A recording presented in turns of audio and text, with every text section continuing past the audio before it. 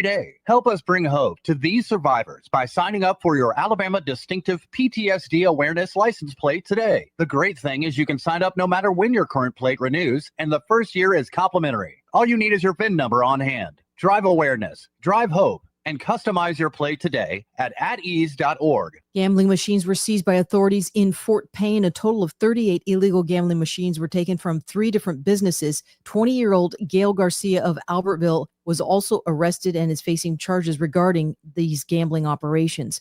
A grand jury has indicted a Lauderdale County man for the sexual abuse of a victim under the age of 12. Bobby Millsaps of Anderson was released on a $50,000 bond. He was arrested on October 7th after an investigation was launched into the case this past September. A groundbreaking ceremony occurred this week at Calhoun Community College for a new student union building. The 29,000 square foot facility will cost $17 million and will provide dining, relaxation, studying, and meeting areas for the students. The facility should be constructed by the spring of 2027. I'm Andrea Tice. For more news affecting Alabamians, go to 1819news.com. And while you're there, subscribe to the daily newsletter. I'm Jim Smith with Adams Drugs. At Adams Drugs, we offer a wide variety of services, including delivery, compounding, wellness clinics, and immunizations. Now is the time to visit any Adams Drugs location and get your flu shot. Getting an annual flu shot can help prevent you from getting the flu, reduce the severity of symptoms if you get the flu, and prevent serious complications such as hospitalization and death. Getting your flu shot at Adams Drugs protects you from getting sick, but it also makes sure that those around you, especially those at high risk, remain safe. Each year, up to 49 million people in the U.S. contract the flu. Depending on the flu virus's severity, deaths as a result of flu complications could skyrocket to 79,000 people nationwide. Visit us at adamsdrugs.net for a location nearest you. Adams Drugs is your local, independently owned Health Mart pharmacy. Health Mart, taking the time to listen and care. Hi there, I'm Madeline Cannon with Alabama Home Mortgage. Getting pre-approved is the first step towards home ownership. People are often scared or nervous about taking that first step, but I'll tell you, it's nothing to be scared of. At Alabama Home Mortgage, we will take the first step and every step along the way with you. Call us at 567-4223. We will gather the information needed to tell you exactly what you qualify for. After a call to Alabama Home Mortgage, you will know what price point to shop for, what down payment is required, if any, and what your monthly mortgage payment will look like. We take all the guessing out of it. Then, when you find the house you want to make your home, you are ready to make an offer. Along with your offer, you will submit your Alabama Home Mortgage pre-approval letter. This shows sellers that you've already taken the steps necessary to ensure that you qualify to purchase their home. Wait no longer. It's time to take that first step together. Call me at 567-4223 or start the process online at myalabamahomemortgage.com. That's Alabama Home Mortgage because, folks, there is a difference in mortgage companies. NMLS 1586-36-8, Equal Housing Lender. The best pizza buffet in town just got better. In October, Pizza Perfect is rolling back the price to $2010. This month only, the buffet is only $10. Included on the buffet is pizza, spaghetti, breadsticks, salad, dessert, and drink. Get it for lunch Monday through Saturday and for dinner on Tuesday, Friday, and Saturday. If you've never been to Pizza Perfect, now's a great time to go. $10 for the buffet. Pizza Perfect. Available for pickup and delivery. Pizza Perfect on Coliseum Boulevard, Eastbrook. Holy cow, Benji. Gold has gone up to $4,000 an ounce. How can our audience cash in at Marguerite's? At Marguerite's, we do more than sell jewelry. We also buy jewelry. If you have old jewelry, broken jewelry that you don't know what it is, bring it to us and we'll pay you for it. So don't let your old jewelry collect dust. Let Marguerite's pay you for it. Take advantage of gold being at an all-time high. Come see us at Marguerite's and let us give you some money. Tell them where they can find you, Benji. We're at 8163 Vaughn Road at the Pepper Tree Shopping Center. We're open 7 days a week. The views and opinions of the following program are solely those of the host and other contributors. These do not necessarily represent those of Liberty Acquisitions 825, Blue Water Broadcasting, its management, staff, or any advertisers.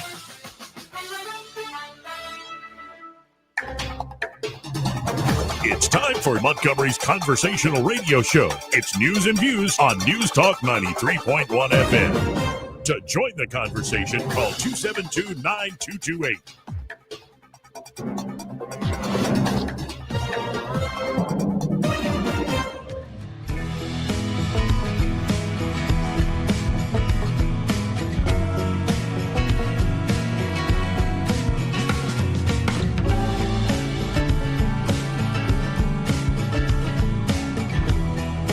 Joey Clark. Welcome into the program, folks. I'm your host, Joey Clark. Eddie Bader in the studio. Good to see you this week, Eddie. Thank you, buddy. And as promised, Byron Sheedy also here. How you doing, Byron? Good. But as promised, what we're doing today is we have Congressman Gary Palmer here in the studio with us. Congressman, how are you today, sir? I'm good. I'm glad to see Eddie and Byron here. They can answer any questions that I can't answer. Good luck. So, folks, y'all call in if you have a question or a comment. We can get into all sorts of issues here with Congressman Gary Palmer. But first, I just want to see how you doing. Like as back in the state, I know the Democrats are like, oh, the House GOP is taking a vacation. I think their spin is nonsense. But how is it being back traveling the state? Well, my entire staff's working. I'm working, even though none of us are getting paid. We've got a lot to get done, and I'm very concerned. I had a meeting at the White House yesterday afternoon. It's the last meeting I had before I flew home last night. And I've been working hand in hand with the White House on securing our supply chain for processed and refined critical minerals and rare earth elements, which is a national security issue. And we're very concerned that the Democrats haven't shut down so long, it's compressed our schedule. And I told my staff director, I chair the subcommittee on environment, that they need to prepare for us working nights. I mean, having markups on bills and hearings at night because we're so far behind. And the main thing I wanted to do in the White House meeting was find out from, let them know that they've got stuff that needs to go through committee. They need to get it to us now. I went up last week, met with Lee Zeldin, the administrator of the EPA, same thing, met with him again Sunday. So that when we do go back to work, we're going to go in wide open. Good. Very good.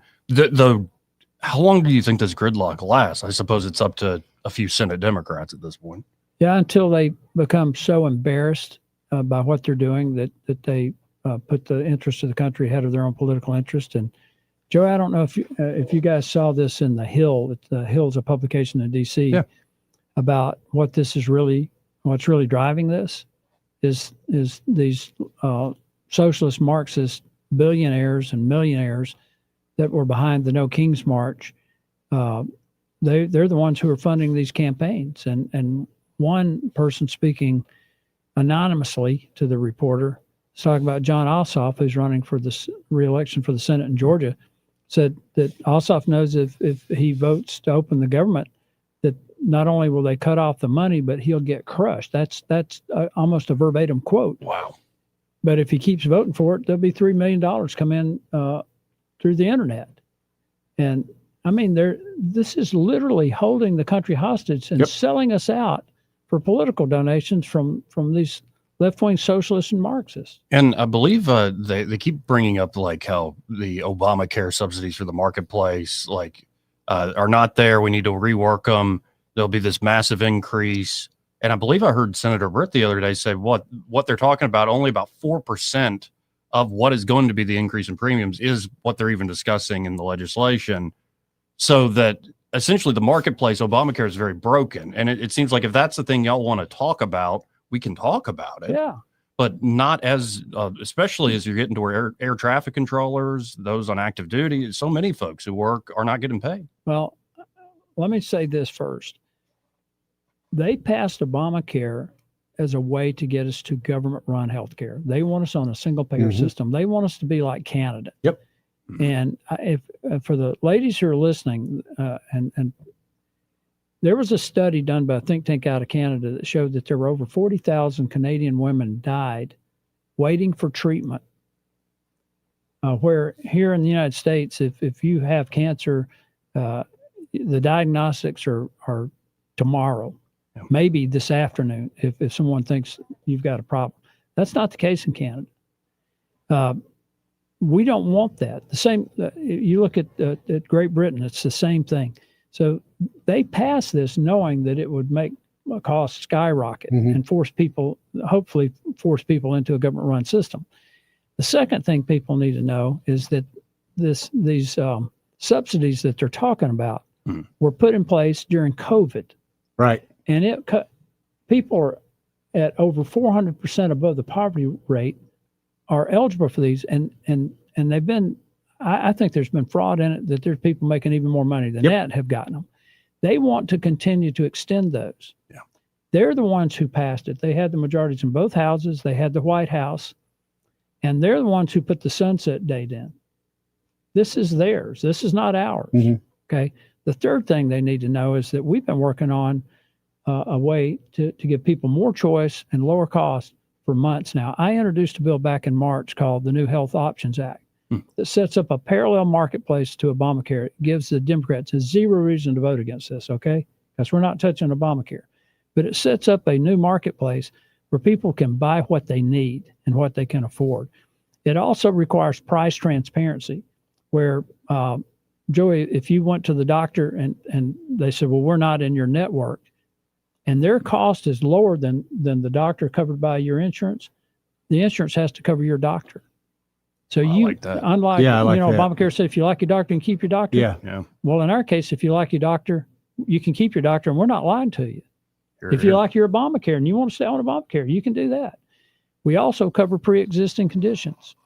We've had this evaluated by an outside actuarial group, and we think it will save a family for about $6,000 a year. Wow. So that's what we've been working on. Well, and it seems like also the White House has been with using the power that they do have to bring down drug prices. I even saw, of all people, Mark Cuban praising Trump in front of the Congress yesterday.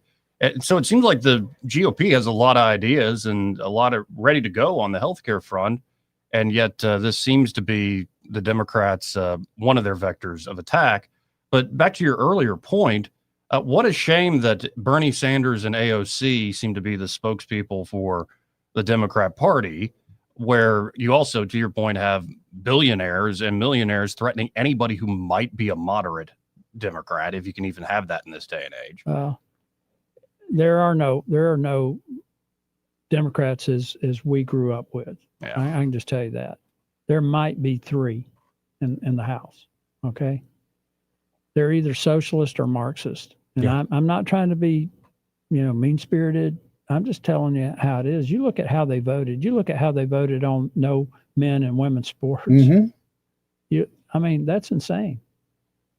Really is insane. Yeah, you just keep looking look at their vote, and you have to wonder why anybody would support these people. And the only reason they do is Democrats use fear. That is their weapon of choice. Yep. They go out and lie to people about what's being done, and they try to scare them to death. Back in 2017, when we passed the Tax Cuts and Jobs Act, they kept quoting the Congressional Budget Office. The Congressional Budget Office is horrible at their estimates. 79% of the people who work at the CBO are Democrats. They said that 13 million people would lose their health insurance and 5 million people would be taken off Medicaid. You know what the numbers were last year? The number of people with insurance had gone up like 4 or 5 million. The number of people on Medicaid had gone up. Yet the Democrats are running around saying, because of the one big beautiful bill, that nobody's going to lose their health insurance. Right. But the scare tactics are there. And I don't know. I think a big structural change has happened. By the way, folks, if you, again, have a question for Congressman Gary Palmer, 334-272-9228. All y'all in Autauga and Elmore, he is your congressman. That's right. And give us a call here again, 272-9228. There does seem to be a structural change I've noticed in media, not just here locally, but nationally. It seems 2024 was where the usual institutions Democrats would rely on don't have the same effect as they once did. And so as you've been in Congress, I think before and after you've seen this change, I'm sure it seems this is accruing to the Republicans' favor, though. And not only President Trump himself, but you see how J.D. Vance is still very effective with the online messaging. This seems like a very good thing for anybody who cares about continuing in a conservative direction, that you don't have the gatekeepers in media anymore. Yeah. Joe Rogan proved that, having Trump on. Yesterday, or day before yesterday, even Charlemagne the God came out and said that the Republicans are winning the messaging. Oh, yeah. But part of how you win the messaging is that you is that the results prove what you said. And that's what we're doing. Mm-hmm. And if we can get this healthcare bill passed, the results will prove the rhetoric true. What they're finding out with the Democrats is about, I mean, during the campaign, they kept saying, you're going to lose your Social Security. Nobody's lost their Social Security. Right. This whole thing about what they want to do with taking out the changes we made in healthcare, they make it sound like we're taking people's healthcare away. What we did was we made this very simple. If you're an able-bodied adult, 18 years old to 64, and you don't have any dependents under 14 years old, then you need to work 20 hours a week. At least. Okay? Yeah. Yeah, just 20 hours a week. And if you can't get a job at 20 hours a week, volunteer. Yep. You know, go help a food bank or something. Yep. If you can't do that, go to school, get some employable skills, just 20 hours a week. Plus, there's 2.8 million people on Medicaid who are enrolled in Medicaid in more than one state. Oh, wow. I didn't know that. Okay. Yeah. And among those, included among those, are people who are enrolled in Medicaid but have a fully subsidized health insurance plan paid for by the taxpayers. Mm-hmm. And most of them don't even know they have it because it's a scam. There's these people who enroll them in the insurance, they collect the premiums, and people don't even know they have insurance. Don't even know they're on it. Just cleaning that up, getting rid of the duplications and the fraud will save us $140 billion over 10 years. They want to do away with that. And then one of the most important transformative things we've done in healthcare, because I think everybody in this room knows what a huge problem rural healthcare is. Yes. Was this $50 billion rural transformation fund. That was my idea. I couldn't get it in the House bill. Mike Johnson held a special meeting, and I had some of my more liberal, moderate Republicans said, we just don't want to do that. We don't want to make any changes. So when we passed it out of the House without it in it, we started working on the Senate side. Rick Scott got on board. Some others got on board. That's how we got that. Mm-hmm. This is not a new federal program. This lets the states fix their own rural health care. They apply for grants. Alabama's the first $25 billion is going to be divided up among the states. Then they can apply for grants to the other. They want to take that out, and they want to use this money that we've saved to give health care to people who are here illegally. And they lie about that. But it's, as Mike Johnson said 100 times in the last 4 weeks, it's on page 57 of their proposal. Mm-hmm. Now, how does that work in terms of because they'll claim it's illegal federally to give healthcare and any of these benefits to illegal aliens. Yet you could go, I'd imagine, to the state of New York or the state of California. You look at many of the states, they're giving healthcare to illegal aliens. Yeah. Money's fungible. So the state will figure out a way to pay for it out of the state money, and then they'll replace that money with federal money. But what we did in the bill said, no, you're not doing that. Good. And on that $50 billion on the rural healthcare program, how would the rubber meet the road there? What do you see as the problems in rural healthcare? How would that help? Well, the way I set it up on the House side, and I didn't get on the Senate side, I didn't get it exactly the way I wanted it. But Alabama's going to get $100 million starting January 1st. I've already talked to Senator Tuberville about this because I think unless there's some major disaster, he's going to be the next governor. Right. About how we do this. We need to not let the big hospital groups run this show. We need to get this through the rural hospitals. And there's some people here, Cahaba Medical Center, for instance, up in Bibb County, they've done a fabulous job of this. One of the biggest issues we have is we don't have maternal care. Mm-hmm. You got women having to drive 2 hours to have a baby. Yep. If they had a problem with their pregnancy, 2 hours to try to see somebody. So one of the things that I've suggested is we need to have a major emphasis on training more physician assistants, more nurse practitioners from rural areas that will go back there.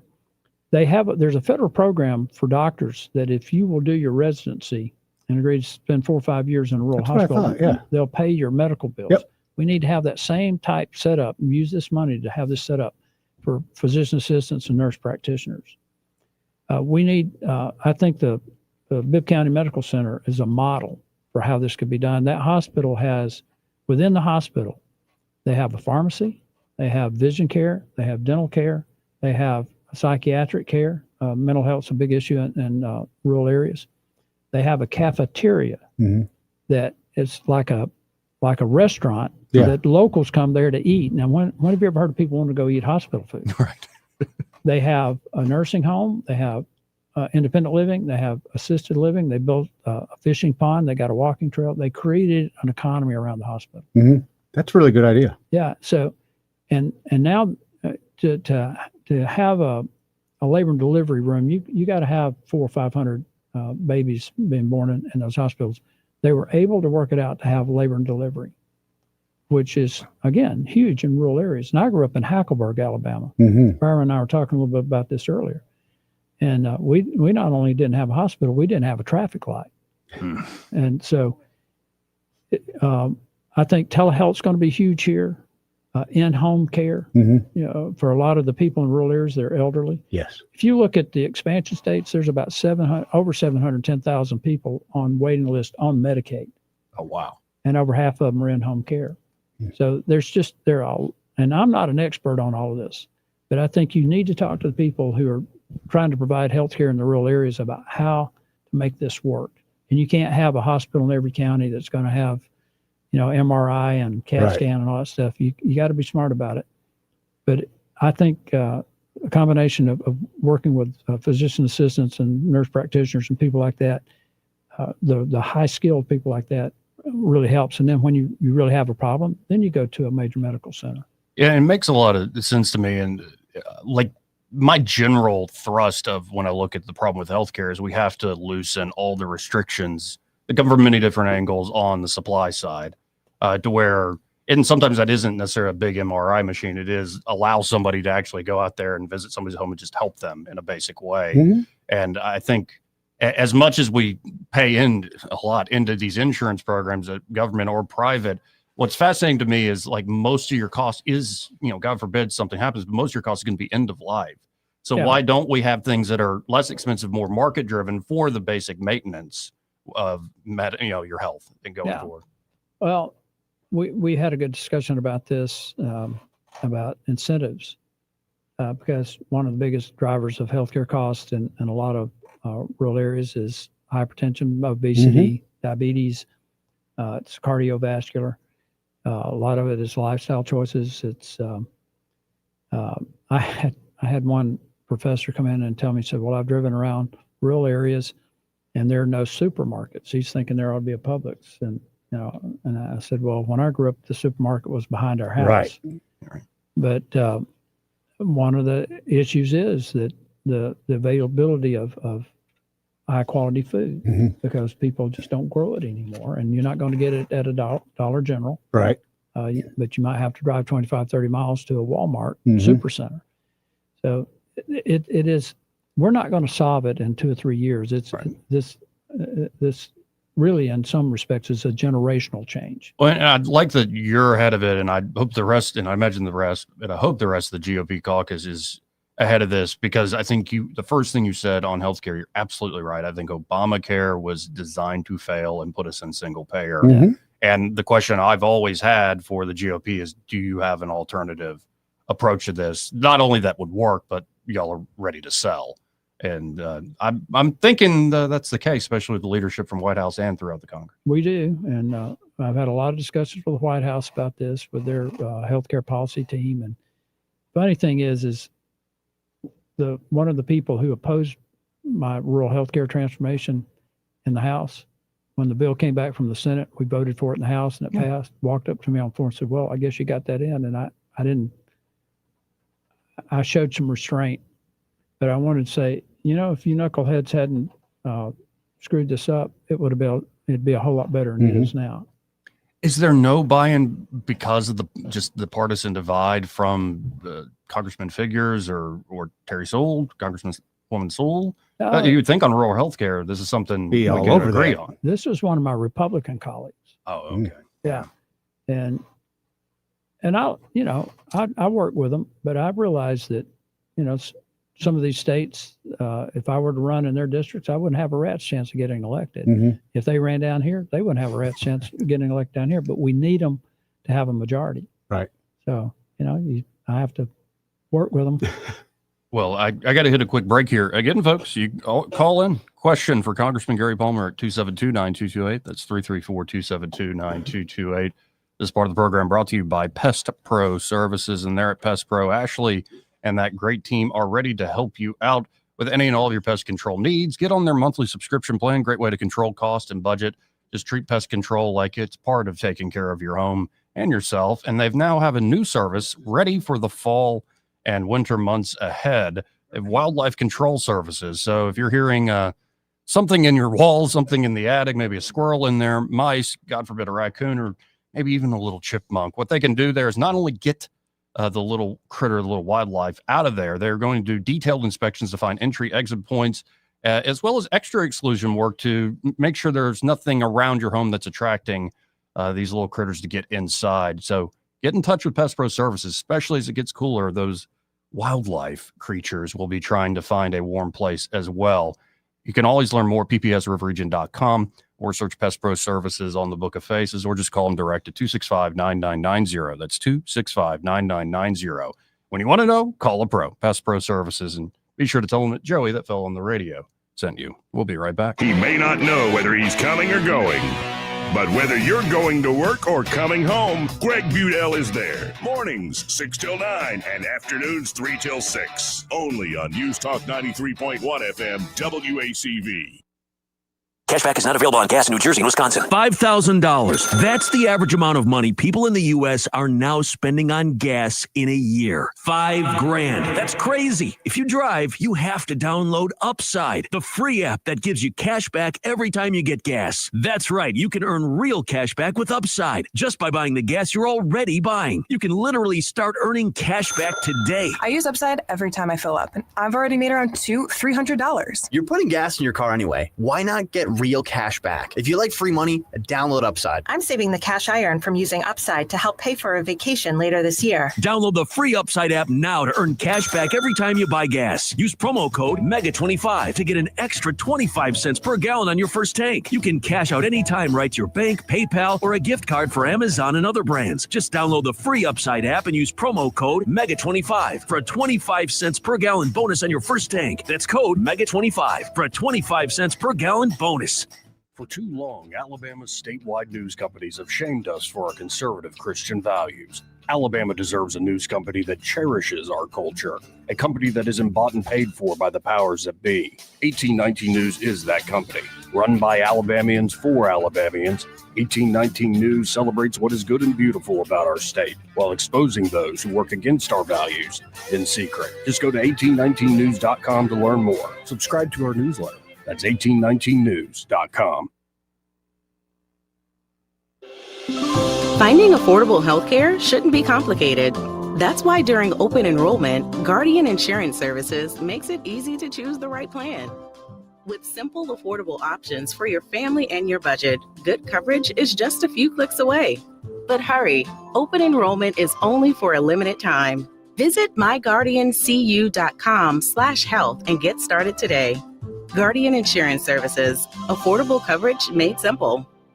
Visit Rich's Car Wash today and save money this year by joining their Unlimited Wash Club. A new year means new adventures, so keep your ride clean, dry, and shiny. Enjoy detailing perks included with your wash like towels, mat cleaners, air fresheners, and more. Get to Rich's Car Wash today or visit them online at richescarwash.com to sign up for their Unlimited Wash Club.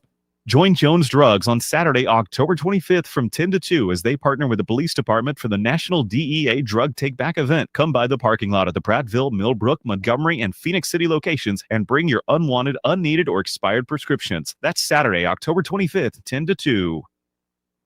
Rich Thomas weather brought to you by Wiley Sanders Truck Lines. Truckers, if you are looking for green grass, contact Wiley Sanders Truck Lines. In business since 1959 and still growing. Call today, 855-777-9785.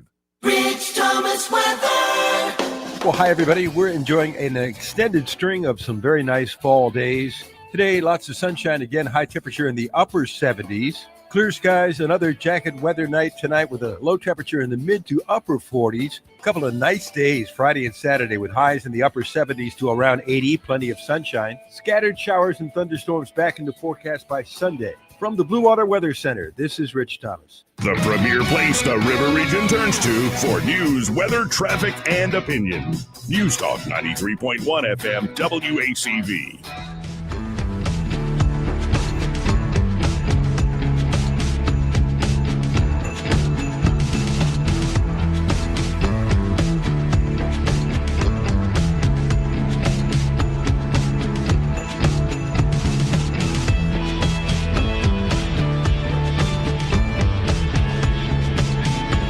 Gary Clark. Welcome back. Got a full packed studio here today.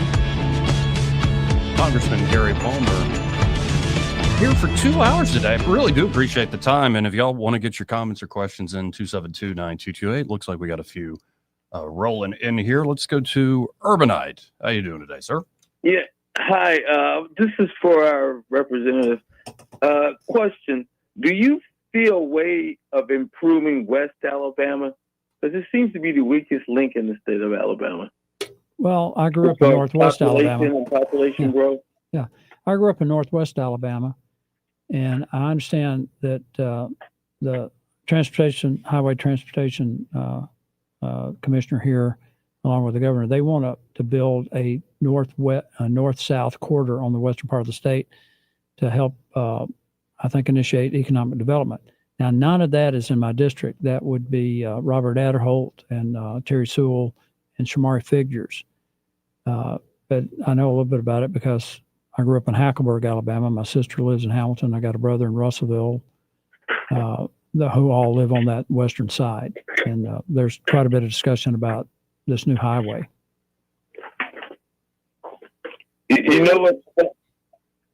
I think it would be great if we use the Democrats' own methods against them and bring in people to the state from maybe parts of the world, agricultural parts of the world.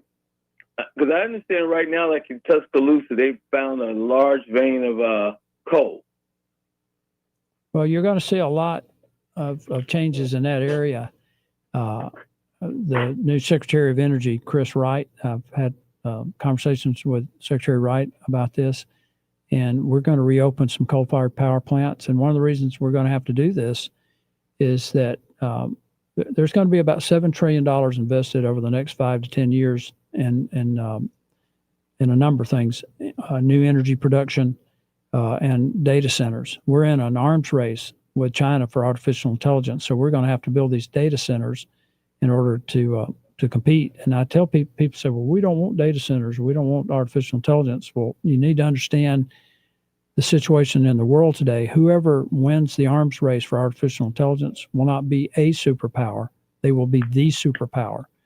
And Alabama's going to be right in the center of this. I was called to the White House about 3 weeks ago for a meeting with Lee Zeldin, the administrator of the EPA, and Senator Shelley Capito from West Virginia, and about 24 data CEOs, and talking about this.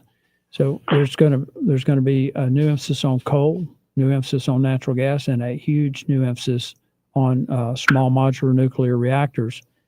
And I think Alabama's going to be right in the middle of this conversation because we've got a lot of the resources you need, but we've also got an enormous amount of water, which is needed for a lot of these facilities that need to be built. You see a chip plant being built here? A steel plant? A chip plant. There's plans right now for 3, possibly 4 data centers. I don't know that they would be chip plants. The chip plants that are being planned for construction in the United States right now, there's one plant from New York, one Ohio, one Texas, and at least one in Arizona, maybe more than that, because Taiwan Semiconductor is looking at building facilities in Arizona as well. Well, I appreciate the call, Urbanite. And we were actually, Byron and I were talking off air about, I'm in agreement with you about this race, this technological arms race. This is comparable, I think, to the bomb, if not even more powerful in a certain way. But we're very worried about it. Can you get those new power generation sources online fast enough so it doesn't hit the average person, let's say, with higher power bills? What I've suggested, Joey, I worked for 2 international engineering companies before I started Alabama Policy Institute or co-founded it. And so I have a pretty good idea of how long it takes to do things. And what Urbanite was talking about going back to coal, we've closed about 300 coal or natural gas-fired power plants all over the country. The thing is they've dismantled, for the most part, they've dismantled the power generation. That'd be the turbines and things like that, that regular infrastructure. But what remains there are the transmission lines.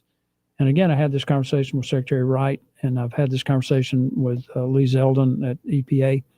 We need to look at going into those sites and putting in small modular reactors. First of all, they're brownfields already, so it's not. Right. It eliminates, for the most part, eliminates the not in my backyard opposition. Yep. But those transmission lines, you look at whatever their design capacity is. So if you've got a transmission line that was designed for 1,200 megawatts, you would put 4 small modular reactors there. And I don't like to play favorites in the marketplace, but the GE Hitachi reactors, there's a demonstration project at Clinch River up near Oak Ridge. There's one in Ontario, Canada. They think they can build those in 3 years. I think it's probably more 3 to 4 years. But if you're within that 5-year time frame, I think that works. But you would put 4 there. There's a Rolls-Royce reactor that's a little over 400 megawatts.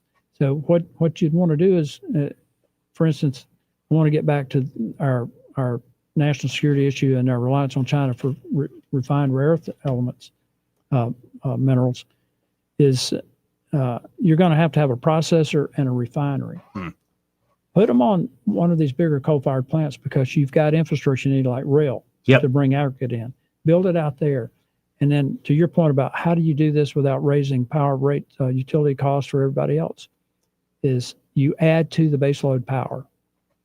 And that I would hope that if you had enough baseload power in addition to what you already have, you might bring rates down. Volume. Oh, interesting. Volume, But certainly we can mitigate any increase, because the primary purpose of bringing this new power source online is to power the data center or the processing and refining that we've got to have. And in that meeting in the White House yesterday, there's a lot of concern about, can we do this? And I want to give you a little history. Okay. The United States controlled the marketplace for refined rare earth elements in the early 90s. The Chinese sent businessmen over talking to the people who own these companies and said, we would like to have a joint partnership with you.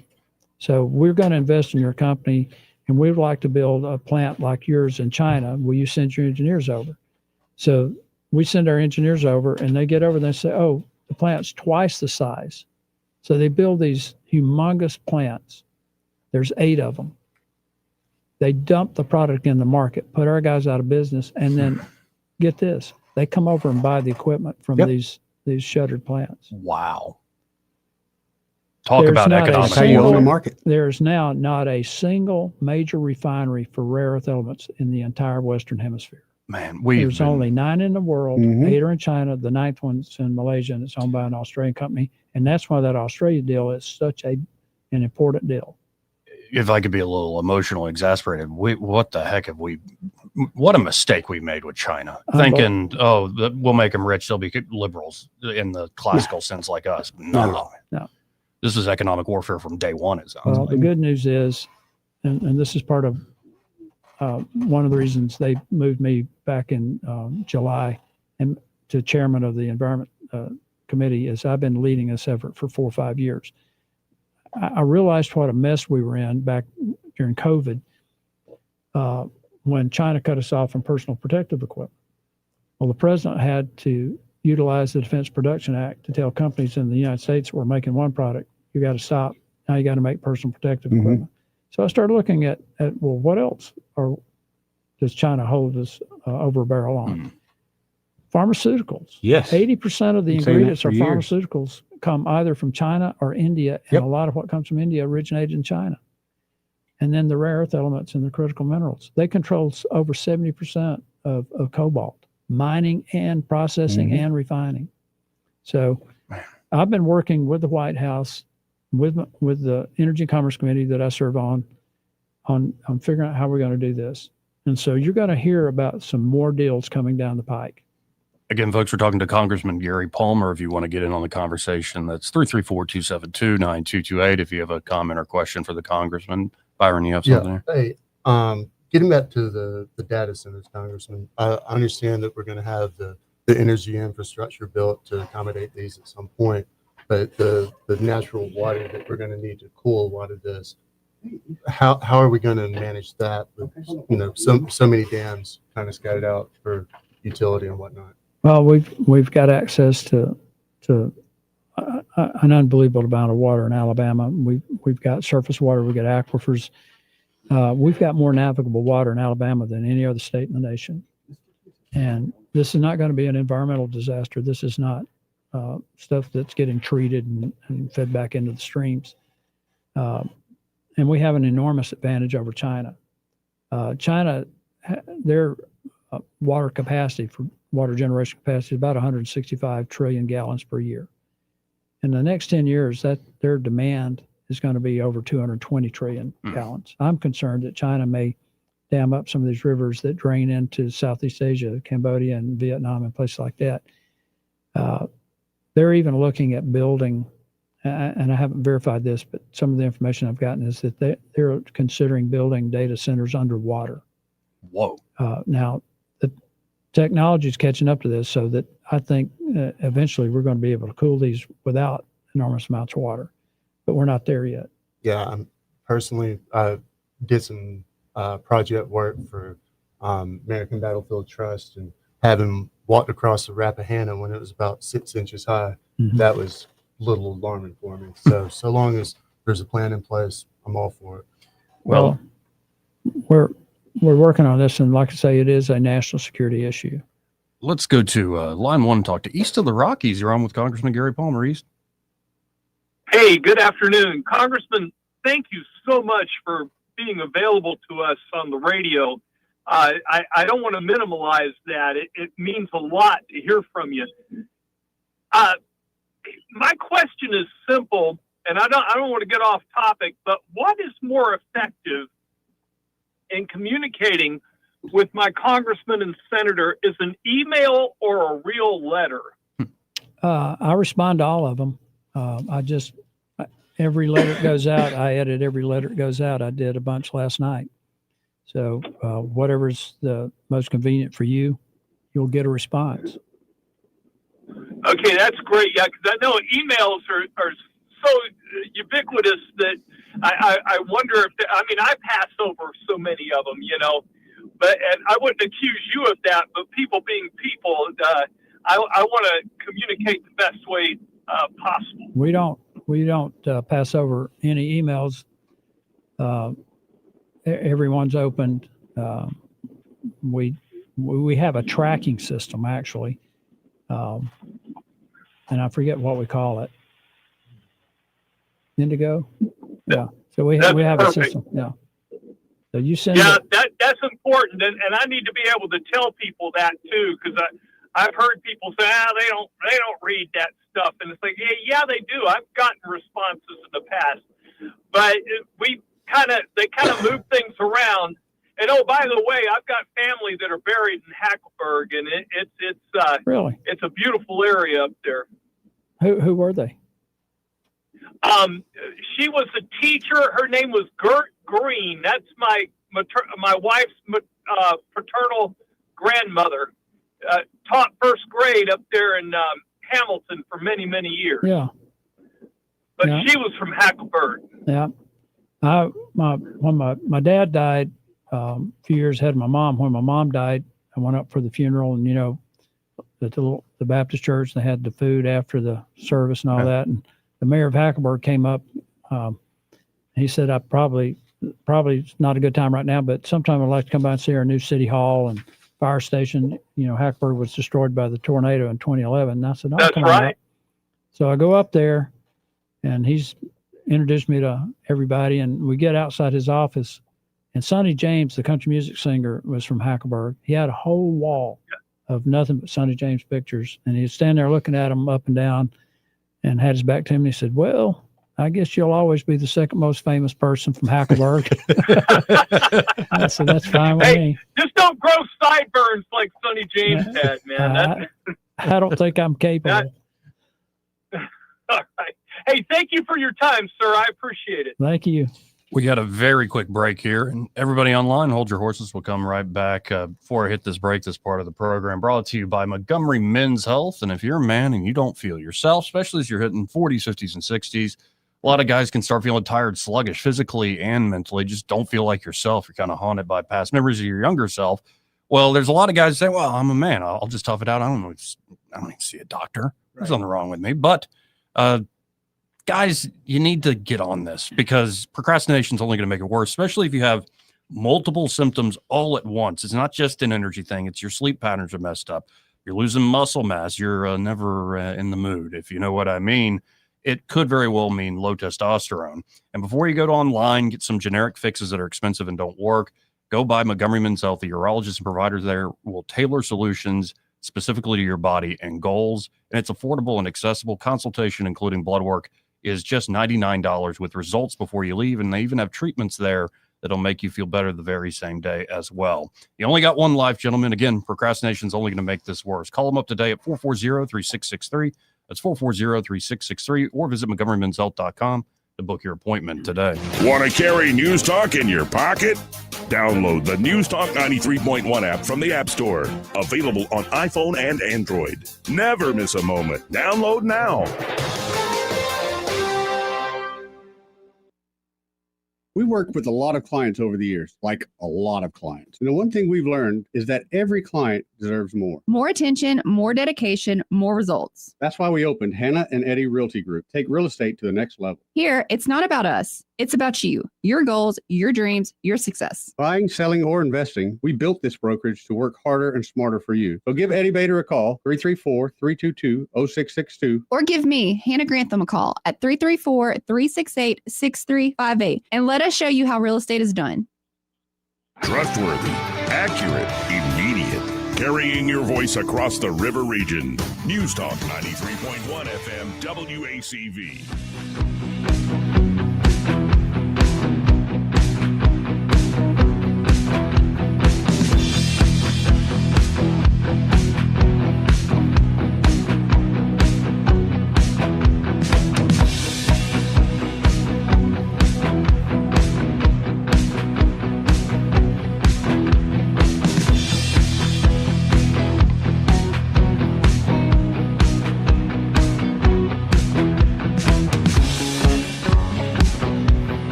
And let's have Sam. Sam, you've got a question for Congressman Gary Palmer, right, sir?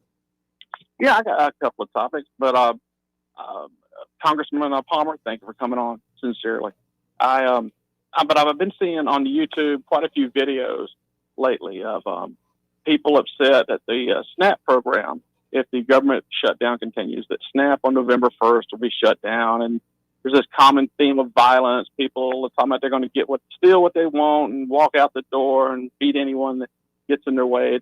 It's like threats are being sent. Yeah, that's pretty much my read of it. But I was just throwing that out there. Yeah, I think that's part of what we talked about at the very beginning about the fear tactics. The program that we've been concerned about is the Women's, Infant, and Children's program called WIC. Mm-hmm. And President Trump is trying to move money around to fund that. I've been talking with and had a long discussion about this yesterday about introducing a bill that during the government shutdown, the president would have the authority to use funds to pay our military, to pay our federal law enforcement, and that would include Border Security, TSA, the air traffic controllers, and a program like WIC. Because I think if Congress can't get its act together, and in this case it's predominantly the Democrats in the Senate, then we shouldn't hold people who we depend on to defend us and protect us hostage. And that's what they're doing. Absolutely. Those payment and those programs, they directly affect people. The only other thing I was thinking about from years ago with the midwives, and I was looking that up while I was on hold, and the law said the midwives they're staying in the hospital, and I could picture like a semi with a doctor's office going into rural Alabama. They say breast cancer is at an all-time high, and of course the midwife. I could just see like the library used to have. They had the bookmobile. Yeah. It'd be a temporary fix, but it'd help a lot of people. Just a rolling doctor's office. Yeah, that's happening in a lot of places. I had a conversation with the lady who runs the Suman B. Komen Foundation that's all focused on breast cancer, and they've gotten so frustrated with some of the facilities that they have mobile units now that they're going out so that they can reach people in rural areas, and particularly down in Florida.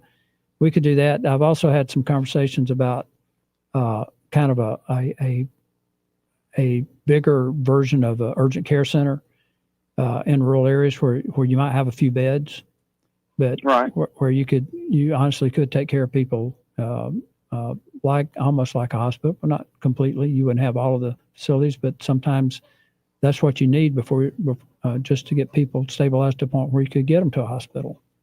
That's it. Serving the citizens of this state and trying to help them hang on. Yeah. That's all I had, but thank you very much. Thanks, Thank you very much for taking my call. Thank Yes, you, sir. Sam.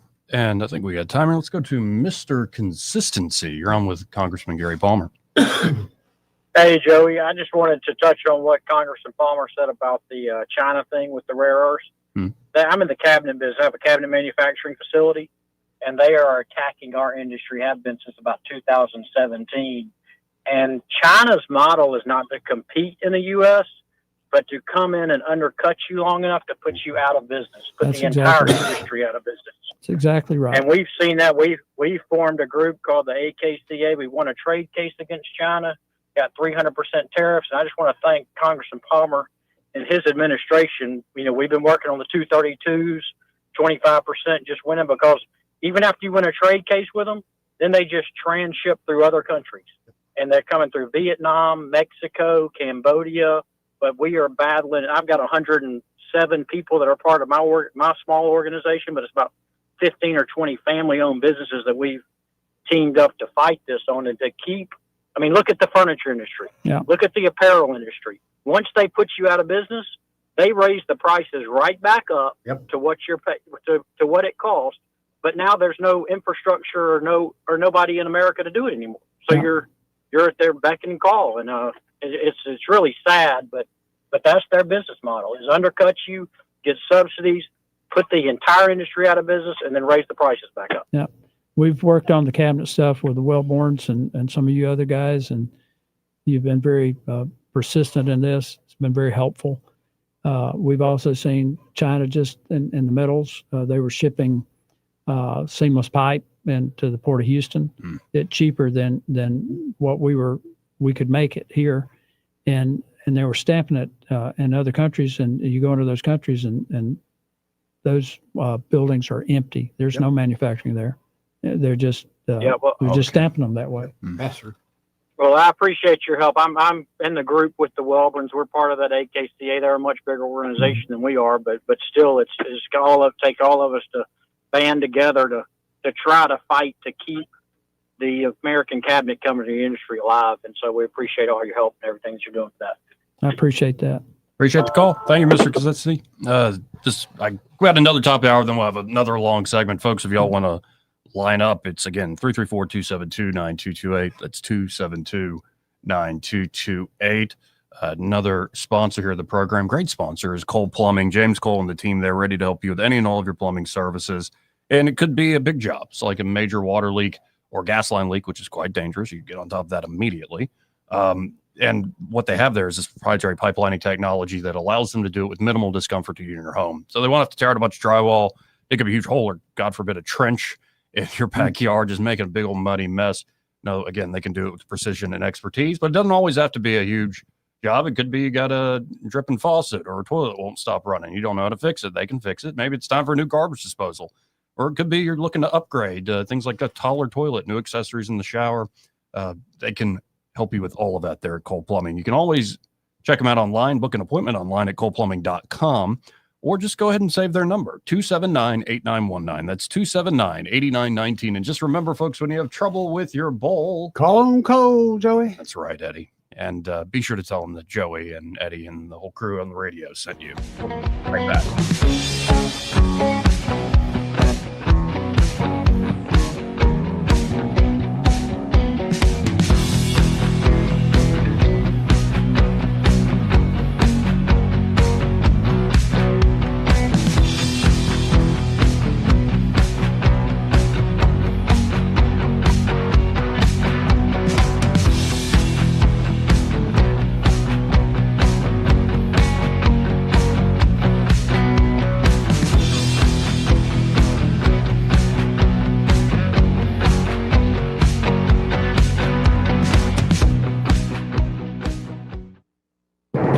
Broadcasting from the Riverside Chevrolet Master Control Center, this is WACV Cusana, News Talk 93.1 FM. When it's Chevy, it's Riverside.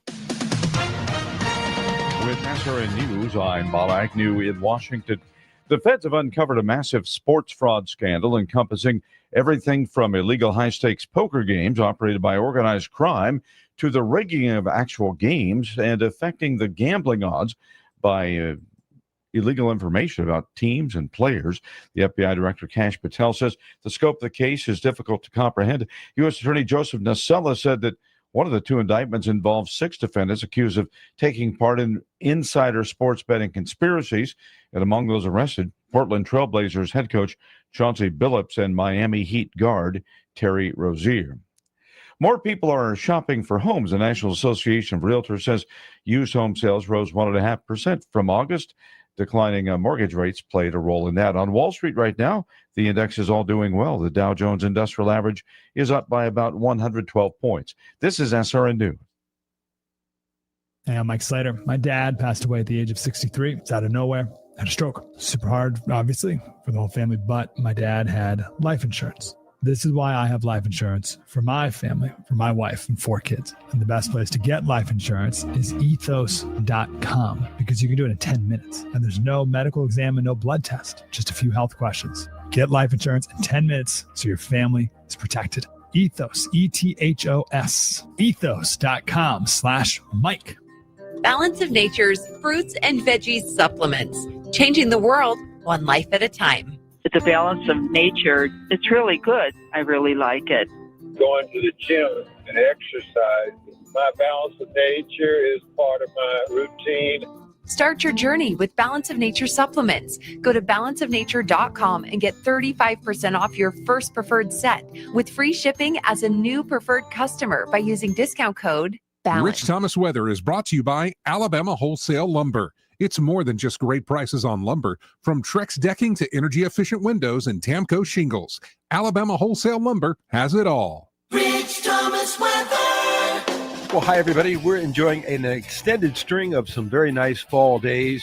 Today, lots of sunshine again, high temperature in the upper 70s. Clear skies, another jacket weather night tonight with a low temperature in the mid to upper 40s. A couple of nice days, Friday and Saturday, with highs in the upper 70s to around 80, plenty of sunshine. Scattered showers and thunderstorms back into forecast by Sunday. From the Blue Water Weather Center, this is Rich Thomas. Ready to borrow smarter this season? Apply online in minutes at yourasecu.com. Call 334-270-9011 or visit your local branch today. ASD Credit Union. Your life, your goals, your ASD. Terms and conditions apply. Federally insured by NCUA. From the Blue Water Broadcasting News Center, here's today's top stories. Mayor Stephen Reed is calling on state lawmakers to pass gun reform legislation specific to Montgomery. Reed made the announcement Wednesday at a Montgomery Area Chamber of Commerce gathering. Although Reed didn't give exact details, he has previously been critical of Alabama's constitutional carry law that allows citizens to possess a firearm without a permit or license. The Montgomery City Council has voted to override Mayor Stephen Reed's veto and move forward with funding for Jackson Hospital. The council did amend the ordinance to say that the city will provide up to $15 million to the hospital rather than guaranteeing the full amount. Jackson Hospital filed for Chapter 11 bankruptcy protection in February. Veteran SEC official Ken Williamson has been permanently suspended from officiating conference games. The decision comes in the wake of an SEC review of 11 complaints against Williamson and his crew during the Auburn-Georgia football game earlier this month. 9 of those complaints were validated by conference officials. From the Blue Water Broadcasting News Center, I'm Sky Mosley. This hour of news and views is brought to you by our good friends at Alabama Home Mortgage. Alabama Home Mortgage, 567-4223. Visit them on the web at myalabamahomemortgage.com. NMLS number 1586368. An equal housing lender. Big news! Phillips Dunn Animal Hospital has a new name. But don't worry, everything you love is still the same. Now they're Pike Road Animal Hospital. Still at 5148 Troy Highway. Still the same great team you've trusted for years. Same friendly faces, same expert care, just a new name, and still offering boarding, grooming, and doggy daycare. Pike Road Animal Hospital, formerly Phillips Dunn Animal Hospital. New name, same heart. Compassion you know, care that you trust. Hi, folks. This is Rick Clark with Clark Heating, Air Conditioning, and Plumbing. I'd like to take just a minute to talk to you about our experience with Blue Water Broadcasting. One of the hot topics in our staff meetings is spending advertising dollars. If your company or firm is anything like Clark Heating, Air Conditioning, and Plumbing, those dollars are limited, so you have to spend them wisely. That's why we choose Blue Water Broadcasting. Our marketing analysis has proven consistently that spending advertising dollars with Blue Water Broadcasting has contributed significantly to our bottom line. And for that, Clark Heating, Air Conditioning, and Plumbing is truly grateful. So, if you want to spend your advertising dollars wisely, choose Blue Water Broadcasting and see the difference. Did you know that radio is the #1 reach platform in all of media? It's true. Call us to find out how to put radio's #1 reach to work for your business. Blue Water Broadcasting. Local folks helping local business. The views and opinions of the following program are solely those of the host and other contributors. These do not necessarily represent those of Liberty Acquisitions 825, Blue Water Broadcasting, its management, staff, or any advertisers.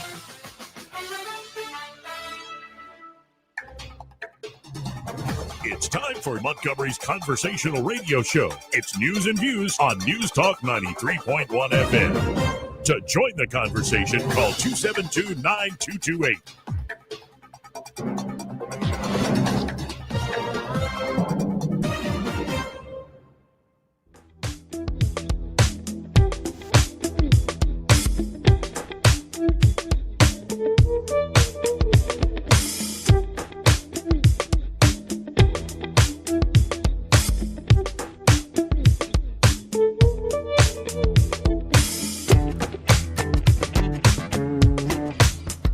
Joey Clark.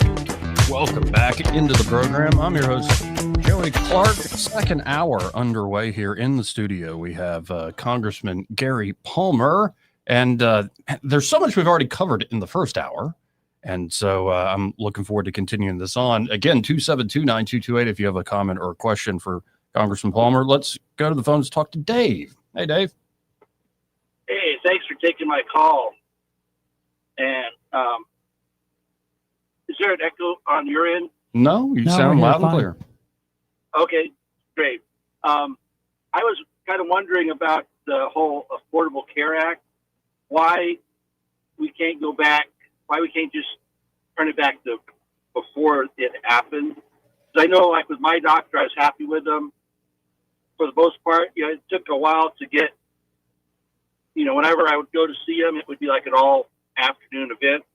But I could see him, and then after the Affordable Care Act hit, I actually lost him. Went through 5 doctors in 2 years, and currently just go to an urgent care place because I haven't been able to find a regular doctor. But my question is, why can't we go back to the way it was before and then just fix those things that needed fixing rather than dealing with all the chaos that we got today? Well, that's what I'm trying to do, Dave. My bill, the New Health Options Act. By the way, Joey, you'll love this bill number. It's HR 1776. Oh, I like that. Yeah, I do. It will give you more choices on what you can buy. And even if you have an insurance plan and the doctor you want to use is not in network, if their cost is lower than the doctor's covered by your insurance plan would have to cover them. It also covers pre-existing conditions. We set up a guaranteed benefits pool. It's similar to what I did in 2017 on our healthcare bill that John McCain killed. But what saved the bill in the House was my amendment to cover people with pre-existing conditions. And Dave, we think it'll bring premiums down for a family of 4 around $6,000. And we think it'll help small businesses to be able to afford to provide a basic health insurance plan for their employees. Right. Because to me, that was what I couldn't fully understand when they were coming out with the Affordable Care Act, is that the number of people who were not insured and wanted to be insured, it seems like it would have been cheaper for us just to have bought them insurance than to have done what we did. Well, you got to remember that it was never the intention of the Affordable Care Act to make care affordable. They knew it was going to drive up healthcare premium cost. They wanted to drive us into a single payer system, a government run single payer system like Canada. That's one of the reasons why they pushed this expansion, and the reason why we had all these able-bodied adults covered by Medicaid when they should have had a job and been able to afford their health insurance. That was the whole point. And so we'll never get a Democrat, at least I don't think I will. I don't think I'll ever get a Democrat to vote for what I'm trying to do as long as we try to touch the Obamacare subsidy. So what I'm saying is, okay, if you like your Obamacare, you can keep your Obamacare. But here's another plan for you where if you want to be able to have the doctor you want to have and you want to have lower premiums, then this new Health Options Act will give you that opportunity. And we'll see how it goes. But I introduced this back in March. I talked to the majority leader yesterday, Steve Scalise. I talked to Speaker Johnson about it. And we've been working on this, and we're going to keep working on it until we can get it to where people can afford their health insurance. Okay. Well, I appreciate the call, Dave. Thank you, Dave. 272-9228 again, if you have a comment or question for Congressman Gary Palmer. Now, one thing I want to say that I'm still worried about, and I don't think the big, beautiful bill, in my humble opinion, addressed it. Correct me if I'm wrong, but I'm just looking here. The U.S. debt tops $38 trillion for the first time.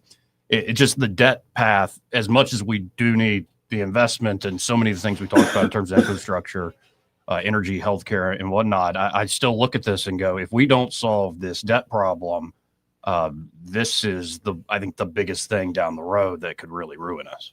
Well, you probably heard the Congressional Budget Office said that we increased the deficit by $3 trillion by passing the One Big Beautiful Bill. Well, here's how they come up with that. Okay. And I'm going to nerd out on everybody, so just get out your pencil and paper and write this down. If we allowed the 2017 tax cuts to expire, taxes would have gone up $4.5 trillion. And I've said this in several group meetings where I said, raise your hand if you wanted a tax increase of $4.5 trillion. I've yet to have anybody raise their hands.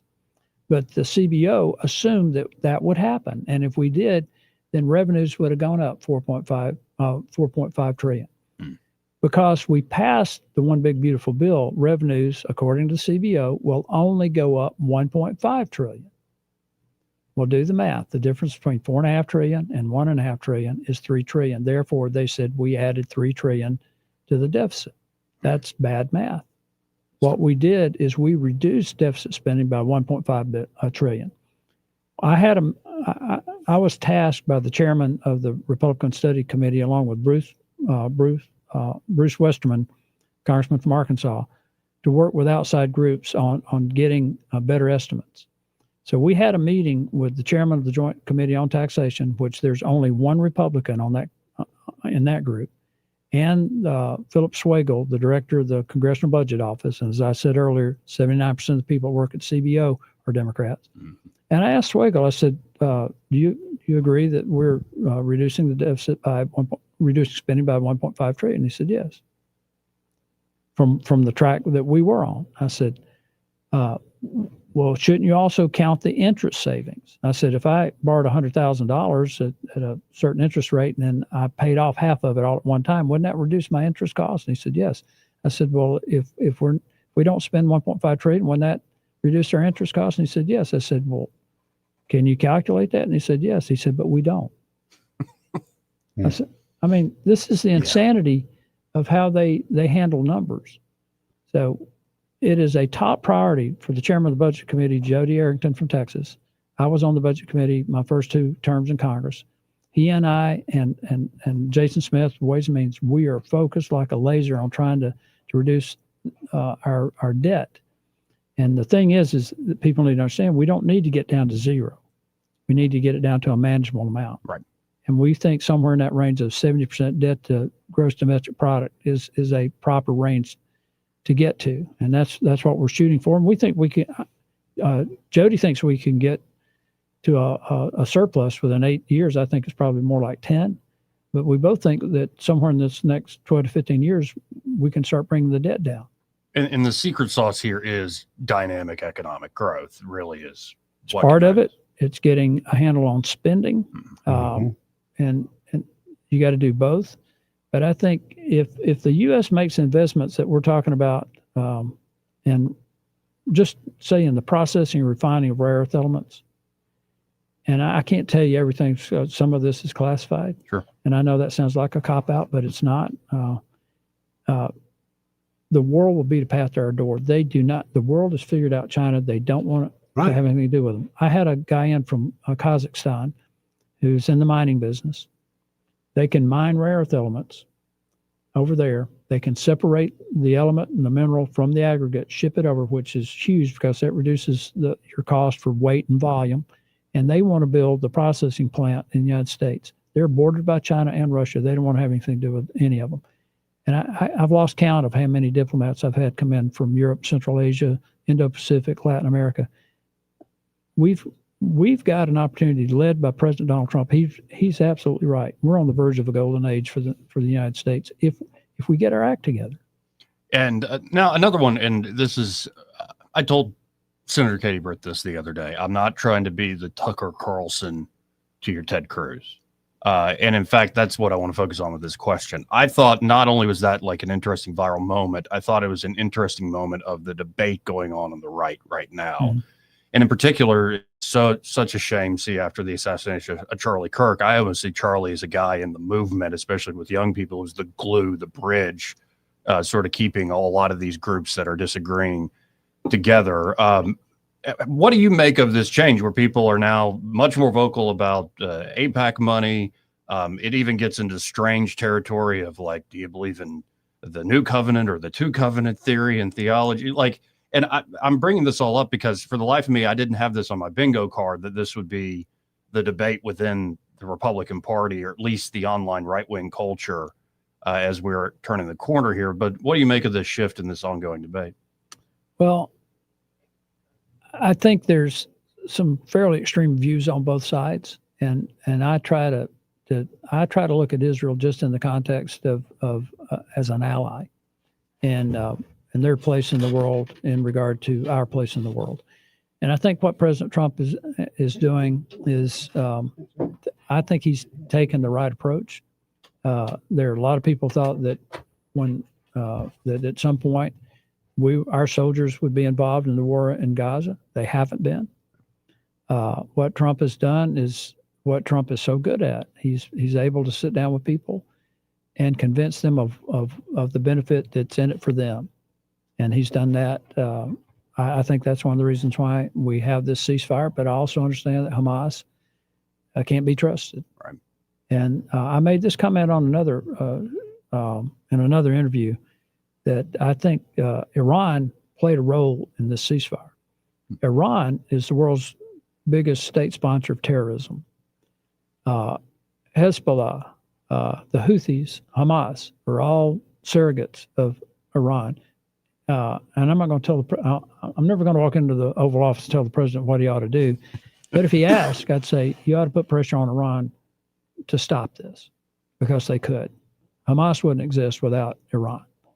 But I mean, what President Trump's doing in Israel, I support it. I think that he's on the right path.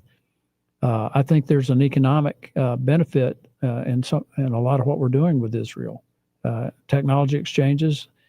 There's stuff that Israel's done militarily that, frankly, we haven't done. That will be very beneficial to us. So there is a beneficial relationship. Yeah, and one thing I've found personally frustrating is I have friends across the spectrum, especially given all the time I spent in the libertarian world. Mm-hmm. Like I'll talk to a Judge Andrew Napolitano, and he's very vehemently against what Israel has been doing in the war. And I honestly don't agree with a lot of his characterization, but I want to hear this out because it seems we're in this new world of everybody's got an opinion, and you now have platforms, as we mentioned earlier, where you can get it out there. But then I've also seen like the hardcore Zionist types, and I don't mean even folks who are Israelis. I mean folks in America. Both sides seem to be like, this ceasefire, this peace agreement won't work. No way it could work. They've been fighting for 1,000 years. And where I've been frustrated is, no, listen to Jared Kushner. Listen to Steve Witkoff. Listen to President Trump. And I think there has been a bit of having to knock heads together behind the scenes, at least, to get everybody to the table and to play well together. In fact, you see little glimpses sometimes in public. I think the Knesset just voted to annex the West Bank. They said it was symbolic, and the vice president was asked about it and said, no, we don't appreciate that. This is part of the deal is y'all don't do that.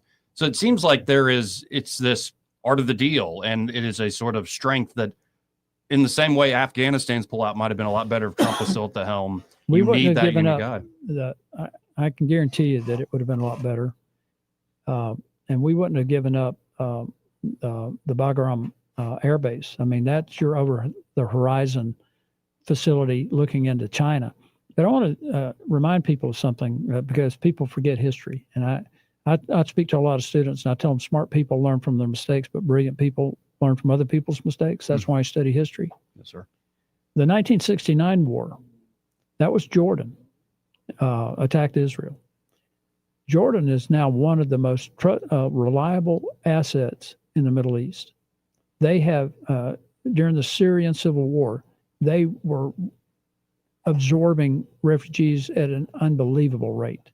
And they gave airspace to the Israelis and those attacks against Iran. And then when Iran launched all those drones and missiles, they allowed U.S. and Israeli aircraft into their airspace. That's how things could change. You know, when people say, well, they've been fighting for 1,000 years. Well, that's 1969. Right. I mean, that's what, 65 years ago or 55 years ago? 56 years ago. Yeah.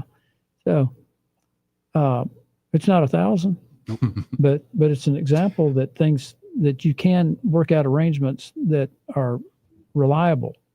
And I'm hoping that's what's going to happen here. Yeah, and the logic to me it does seem like there's an actual generational change with leadership, in particular with the Gulf Arabs. They're tired of the terrorism, tired of the killing and the dying, and just relying on oil. Let's have true economies. And so it seems like, hey, all of you who built Dubai or built the new Riyadh or whatever, come to Gaza, build that there. Then we can talk about larger, more permanent, say, two-state or however you want to term it. But that makes a lot of sense to me, that you get complete buy-in from a new generation of leaders. You build an actual livable society with law and order, and it isn't just the radical terror funding. And I suppose this did all come together after the Israelis and the Operation Midnight Hammer occurred. Iran seems to really be on the back foot, and though they might not say it publicly, I'm sure Mohammed bin Salman and a lot of the other Gulf leaders are like, yes, thank you for doing that. So there's huge concern among the Arab nations about Iran getting, and people need to realize Iran's not Arab. Okay. Right. You talk about people have been fighting each other for 1,000 years. Okay. Keep reading your history. Yep. I think you're exactly right. And what President Trump has done is he tries to build these agreements around mutual benefit, prosperity. But they also understand that if they're not going to come to the table, there are consequences. And he demonstrated that with Midnight Hammer. I think that's the reason why the Secretary of NATO called him Daddy. And I if we hadn't shut down, I was going to go to the floor and ask the Democrats, "Who's your daddy?" That was a good day. Yeah, that was a good day. But and again, the misinformation is out there. I had a meeting with the ambassador from Sweden, and in the course of the conversation, we're talking about infrastructure. And I said, "Well, what do y'all think about Trump?" She said, "We like him." I said, "Why is that?" And this is the most critical thing that you can have in foreign policy. She said, "Because when he says something, we know he'll do it." Mm-hmm. There is no substitute for certainty in foreign policy. And that's where we are today. And he is respected. The United States is respected. And there's more opportunities coming down the pike, and particularly in this collaborative effort on securing our supply chains from China, that people are going to be amazed at what's coming. Now, just your general take on this back and forth with trying to get Putin to the table with Zelensky and hammer this out. My take is the Russians feel like they still have the stronger hand, and they're not going to give up their war claims, and because they have the stronger hand, they're willing to keep fighting. Well, it's really Putin. estimates are that the Russians have suffered over 1 million casualties. And when you're talking about that, you're generally talking about at least a third killed. We know that in October of 23, I think it was, the end of October, they launched a major assault offensive. And in the first 2 weeks, they lost 30-something thousand killed. No, they lost 11,000 killed and another 30-something thousand wounded. And what stopped the offensive was a major winter storm. Putin has zero empathy for anybody. His opponents either drink some bad tea or they fall out of a window. Yeah. And that's what you got to understand when you're dealing with that guy. Their economy hinges on their energy cells. And what Trump did late yesterday, before he left, was impose some pretty severe sanctions on their oil. And I don't think he would have done it if he hadn't worked out some agreements with some other people, and hopefully that includes India. Yeah, I saw Besant, and it looks like there might be something there. And then another, just sticking on foreign policy, what do you make of this new policy of if you are running a drug boat, a drug submarine, we will blow you out of the water? Stop doing that. During a previous administration, during the I think it was the Obama it was the first Trump administration when Chris Christie was the drug czar. We held a field hearing, and at that point, Joey, only about 75 to 80,000 people a year were dying from drug overdoses. Only, yeah. Yeah, only. It went up to over 110,000 people per year, and over half of them are fentanyl poisonings. So I asked Chris Christie, I said, have we gone from a war on drugs to a war with drugs? And are these people really casualties? And again, going back to China, the chemicals, the fentanyl and the chemicals for mixing are imported into Mexico, into Venezuela, and other places to make this. And we made it clear to President Sheinbaum in Mexico that one way or the other, we were going to crack down on the cartels. We made it clear to President Petro in Colombia and to Maduro in Venezuela, we're going to crack down on this.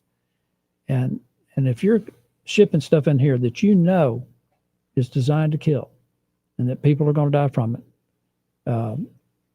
I kind of think this was a little overdue. Yep. I mean, if it had been left up to Dan Crenshaw, who was heading up a special task force dealing with the cartels, there might have been more than just a few boats. Well, and I don't know, obviously, but the pressure in particular on Maduro is immense, and I'm sure everybody saw the comment from the president. Yep. Yeah, he's asking for everything because he's learned don't F with the United States. Yeah. And it seems like Venezuela in particular, there is a laser focus on that regime and what they're up to. Well, Petro is a former guerrilla, Marxist guerrilla, an addict. I was in a meeting with him, and it was during the Biden administration, and he was so dismissive of us. He was slouched back in his chair, and we knew that he was meeting with the Chinese the next week. It's like he thought, well, the Chinese will cover his rear end. Yeah. And I'm sitting there thinking, you wouldn't last 15 minutes if you're an idiot. Yep. And he's about to leave office. We think there's a guy running for president. Their elections are in May of next year that we think will really be good. The elections in Brazil are very important. Lula is a problem down there, and Eduardo Bolsonaro, I think, Jr. is going to run. But what happened this week in Bolivia was really encouraging. Rodrigo Paz, P-A-Z, I think, or P-A-X, was elected. He's a conservative, and he wants to work with us. Bolivia has the largest deposit of lithium in the world. Oh, wow. So I'm telling you, the stuff that we've been working on for the last several years, and particularly with Trump getting reelected, is a game changer. That's the reason he had the president of Argentina, Malay.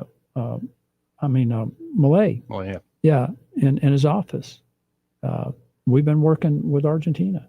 If Malay hadn't been elected, Fernandez, the guy who was his opponent, would have allowed China to build a port on the tip of Argentina, which would have been a blocking facility on the Strait of Magellan.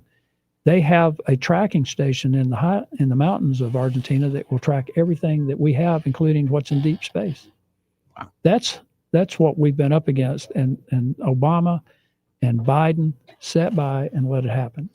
Yeah, and by the way, just a quick aside, Javier Milei is like the closest thing I've ever seen to winning a general nationwide, elective office. Like, to see a guy well versed in Austrian hardcore libertarian, even ANCAP stuff is. I love the guy, though. Maybe his style isn't always the best for Americans, but he needs a different haircut. But but his punk rock side and all this other stuff, he's an interesting character. I actually was one of the members of Congress that went down for his inauguration. But as y'all know, my background was in engineering, and then I ran the think tank. I was also integrated into an international network of think tanks. So I went in and visited with the people, chairman of his board and some of his top people with his think tank, and some of the ministers that were coming into his office, and he's the real deal. Good deal. Let's go to, before we hit a break, Flower Child. You're on there with Congressman Gary Palmer. Hey, Flower Child. Hey, guys. I want to apologize, Mr. Palmer. I've been in and out of the car a lot, and you may have answered this, but I walk with a Democrat every morning. We walk our dogs and everything. What are some talking points that I could give him to convince him that the Republicans are trying to help America, not hurt it? Okay. Is that too vague of a question? No, if you will get your contact info to Eddie, an email address, I'll send you some stuff. I'll send you some stuff about the health care bill, the new Health Options Act that I've introduced that will allow you to have a better choice in the health care that you get, more choice on the doctors you use, and lower your premiums and cover pre-existing conditions. That's one example. Okay, well, Eddie's got my email address. Yep. Okay. My main thing is, I know I got hurt, slammed when we went to the Affordable Care Act. My insurance went from $800 to $1,500 because I was just a private pay person. Mm-hmm. And that's who the Affordable Care hurt the most, was the private pay people that didn't have an employer because, you're past, the working age, et cetera, Right. but you're not ready for Medicare benefits, et cetera, et cetera. For members of Congress like me, that my wife refused to get a job that would have health insurance, I have to be on Obamacare, and my premiums, and I'm on United because it was less expensive than Blue Cross. My premiums out of my pocket are over $17,000 a year. Yeah, gosh, so ridiculous. Yeah, it's unaffordable. It is the Unaffordable Care Act. Yes, you're exactly right. I know I had a $6,000 deductible just trying to get the premiums down, thinking I'm fairly reasonably healthy, and just rolled the dice. And luckily I did survive until I got on Medicare. But yes, please send me that information. All right. He's a good guy otherwise, but he just is an old school Democrat, and trying to convince him that the Republicans are really trying to save America and not take us down this path of benefits for the illegals. Oh, yeah. Well, they keep denying that that's what they're for, but as Mike Johnson has said about 100 times, just look at page 57 of their proposal. Okay. Well, thank you so much for doing this town hall. We really appreciate what I've heard. It's been very interesting. It's just mind-boggling what all the Congress and senators have to cover and be aware of. Well, I appreciate your call, and keep walking with that guy. Maybe you'll change his mind. I don't know. Thanks, Flower Child. Thank you. Bye. Got to hit this break. First, this part of the program brought to you by Josh and Leslie Ryder there at Dillon Rings. And thank you all for all the prayers for Leslie after her health scare. And she's back to work in some hours there at the store, which is really, really great. Glad you're on your feet, Leslie. Glad you're doing better and better each day. And, of course, they have a big event coming up November the 6th. They have their annual Ladies Night Out event. Over $3,000 in prizes and giveaways, including a sapphire and diamond ring valued over $2,000. You definitely don't want to miss that one, but they'll have a whole spread of hors d'oeuvres.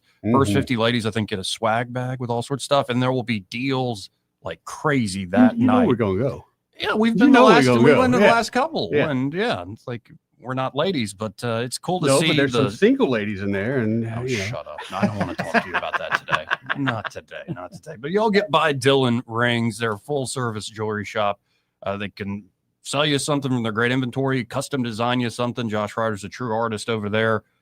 Repairs, spa treatments, appraisals. They buy old jewelry. They do it all. Stop by today, 119 Brown Springs Road right here in Montgomery, just off Atlanta Highway. And be sure to tell them that Joey and Eddie, those fellas on the radio, sent you. He may not know whether he's coming or going, but whether you're going to work or coming home, Greg Budell is there. Mornings, 6 till 9, and afternoons, 3 till 6. Only on News Talk 93.1 FM, WACV. Looking for insurance, or maybe you're just not satisfied with your current carrier? How does quality coverage with local service and competitive rates sound to you? The folks at Stark Agency offer just that. Whether you need insurance for your business, car, home, or life, Stark Agency can help. As an independent insurance agency with over 20 of the top insurance carriers, Stark is sure to find the perfect match for you and your loved ones. Visit their site at starkagency.com or give them a call at 334-263-5535 for a quote today. Trust Montgomery's glass experts to provide you with fast and convenient service when and where you need it. Find out how affordable independent glass can be. Free estimates on storefronts, shower doors, furniture tops, plate glass, window glass, plexiglass, custom beveled mirrors, residential or commercial services. You come to them or Independent Glass will come to you. Call Independent Glass 263-2823, 263-2823, or stop by 2047 Bell Street near the entrance to Maxwell. Independent Glass. This is your roving reporter. Today I'm talking to a lion tamer. What up, Wild Kingdom? I see you're working with the big cats. That's right, man. They're ferocious. Down, Garfield, are no tender victuals for you. I'll bet you've made so much money that you've had to hire yourself a money man. Yeah, man, and I've hired the best. You mean the man who could quite possibly be the most beloved asset preservationist in the world? That's right, man. David Ernest. The money man with the money plan. Yeah, Daddy-O, and you can call him toll-free at 833-596-7233. And those last 4 digits spell out the word safe. Yeah, man. Mr. Jinx, stop that. That's disgusting. Tell me, how did you get into this business? Well, my Uncle Claude, who was also a lion tamer, taught me everything I know. And what was your Uncle Claude's last name? Badley. Claude Badley. Yeah, excuse me. I gotta go scoop out the litter box. Make sure you get that joke while you're at it. Dinner at Epicure isn't just dinner, it's an experience. The best steaks in the Southeast, guaranteed. The Brazilian flap steak, you won't find anything to compare. And if seafood's your thing, the hand-breaded shrimp, triggerfish, and American farm-raised catfish are as fresh as it gets. And pasta, let's just say this isn't your garden variety pasta. It's Epicure, flavorful, fresh, and unforgettable. An extensive wine list, 58 beers on tap, and pick 2 dinners for just $52.99. Epicure, Tuesday through Friday, 4 till 9. Taste the difference. Are you tired of the mainstream media's biased reporting? Do you want to stay informed on the news that really matters to you? Look no further than 1819 News. At 1819 News, we bring you the latest in Alabama news, politics, sports, culture, and more. We've assembled a team of journalists with Alabama values dedicated to the truth and the truth alone. Visit us at 1819news.com today. That's 1819news.com. Subscribe to our newsletter. Honest News, Alabama Values. This hour of news and views is brought to you by our good friends at Alabama Home Mortgage. Alabama Home Mortgage, 567-4223. Visit them on the web at myalabamahomemortgage.com. NMLS number 1586368. An equal housing lender. Welcome to Eclectic Coins, Montgomery's largest coin dealer, specializing in buying and selling investment-grade gold and silver coins. And they have a large selection of rare coins and coins from around the world. Visit them at 543 Northeastern Boulevard or on the web at eclecticcoins.com. Eclectic Coins, where collectors who know go. Hello, everyone. Robbie Pelt with Capital City Roofing. If you think about it, your home is your biggest investment in life. Your roof covers your home, so why jeopardize your biggest investment on a roofer you don't know anything about when you can deal with a reputable roofing company like Capital City Roofing? We have an A+ Better business rating and the best manufacturers and workmanship warranties available. We do all residential and commercial roofing applications that are certified through the manufacturer to ensure you get the best material and workmanship money can buy. We also have your project in our best interest before and after construction has been done. Don't hesitate to call us if you have any roofing issues or questions. We will match any of our competitors' price and give you the same great workmanship warranty. We also give free estimates. Give us a call today and let us show you the difference. 277-3311. That's 277-3311. Or you can check us out on the web at www.capitalcityroofing.com. Capital City Roofing. We capitalize the roofing industry. The Rich Thomas Weather Network, brought to you by Montgomery Paint and Body. From little fender benders to total body repair, MPB will fix it good as new, maybe better. For 4 decades, the Turner family has been getting you back on the road. Call 279-7325. Rich Thomas Weather. Well, hi, everybody. We're enjoying an extended string of some very nice fall days. Today, lots of sunshine again, high temperature in the upper 70s. Clear skies, another jacket weather night tonight with a low temperature in the mid to upper 40s. A couple of nice days, Friday and Saturday, with highs in the upper 70s to around 80, plenty of sunshine. Scattered showers and thunderstorms back into forecast by Sunday. From the Blue Water Weather Center, this is Rich Thomas. We're redesigning financial freedom at CB&S Bank. Make purchases at participating stores and restaurants using your CB&S Bank debit card through your mobile devices with Mobile Wallet. Charges and fees may apply from your cellular service provider. Contact your service provider for more information. Member FDIC. All the headlines the mainstream media won't touch. Your News Talk station. News Talk 93.1 FM WACV.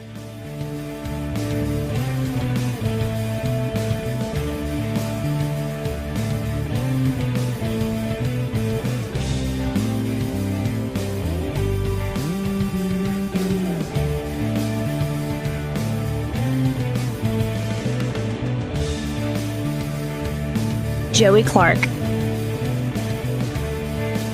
Welcome back. In studio with us, we got a little while longer here, Congressman Gary Palmer, and let's go to, we have Paula on the line, Eddie? Yeah, I believe that's right. Hey, Paula, you're on with the Congressman. Thank you. Hey, Paula. Representative Palmer, I've been trying to figure this out because you and other Republicans keep saying that the Democrats are the cause of, the shutdown because they want immigrants to have health care. And you reference page 57 of their bill.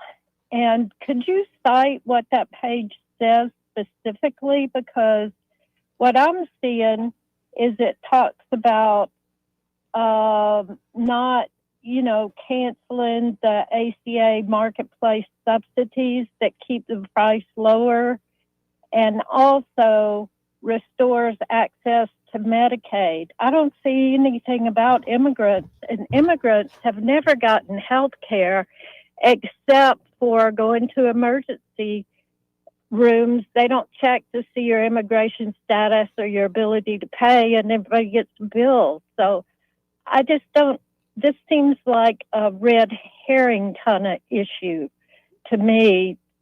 Well, it's because the things that we put in the One Big Beautiful Bill specifically removed any opportunity for them to fund health care for people who are here illegally, and including those who have committed crimes here. What they want to do is they're repealing the entire section of the One Big Beautiful Bill that covered that. This would allow states like California, and as we had this discussion earlier in here, the money's fungible. It would allow the state of California to be able to cover people who are here illegally through their healthcare system, and then offset that with federal funding. So that's exactly what they're doing. I'm concerned about us here in Alabama, and I would hope that you would be concerned about us here in Alabama as well, because there's a lot of people on Medicaid, and there's a lot of ACA people that it's going to go up. Well, that's why I've introduced a bill that would set up a parallel marketplace to the ACA, to Obamacare, that will cover pre-existing conditions, sets up a guaranteed benefits pool. It requires price transparency. It will allow you to pretty much choose the doctor you want to have, and if your doctor is not in your network, your insurance network, if their cost is lower and under price transparency, they'll have to tell you the cost. you can use the doctor you want to use if their cost is lower. And we think it's going to lower premiums for a family of four somewhere above $6,000. So that sounds really good. I mean, I think that's great. But what about, do you have to have a job I mean, right now, the whole ACA thing was that you could change jobs. Like, it locks you into a job if you have to have a job to get health care. No, there was no help. We want you to be able to buy it in the marketplace. Regardless of whether you are buying it through your employer or not, right? And one of the problems with the ACA is that small businesses can't afford to provide a health insurance plan. And we would like to be able to have it where you could have a base healthcare plan that small businesses could offer to their employees. And they just don't have that right now. That sounds wonderful. Why didn't this come up? This sounds like something that could be bipartisan. Well, I introduced Why it. didn't this come up? Well, I introduced it in the last Congress, and I introduced it again in this Congress back in March. The bill number is HR 1776. If you want to check it out. And I talked with the Majority Leader Steve Scalise yesterday. I've been talking with Speaker Johnson about it, and we're going to try to move it out. And I'm on the Energy and Commerce Committee, which has oversight, has jurisdiction over this, and met yesterday with the chairman of the full committee, and he's on board with it. So we're going to try to move it. And I'd love for you to call some of your Democrat members to encourage them to get on board. That'd be very helpful. I don't have any Democrat members in Alabama. But what I want to know is this. Why can't we go ahead and do this for now? I mean, why can't y'all work with the Democrats and not, in this shutdown? Mm-hmm. And so that we don't lose SNAP, so that we don't lose any of those things, and bring your proposal as part of the deal. I mean, nobody's even negotiating. No, we are. That's exactly what we've told them. But we passed the continuing resolution that funds everything that you just talked about. And Speaker, it funds SNAP, it funds WIC, it pays the military.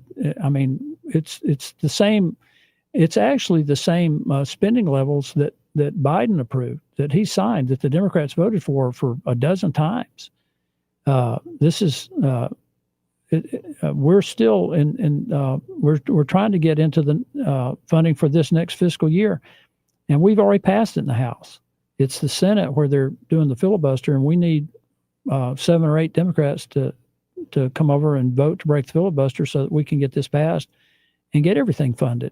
And what I've told the Speaker and what I've told the Majority Leader is that once we open the government back up, I'm fully available to have an intelligent, honest discussion with my Democratic colleagues on this bill that I've introduced and to hear their ideas. But we've got to allow people to have more choices in the marketplace, and we've got to find a way to bring the cost of premiums down.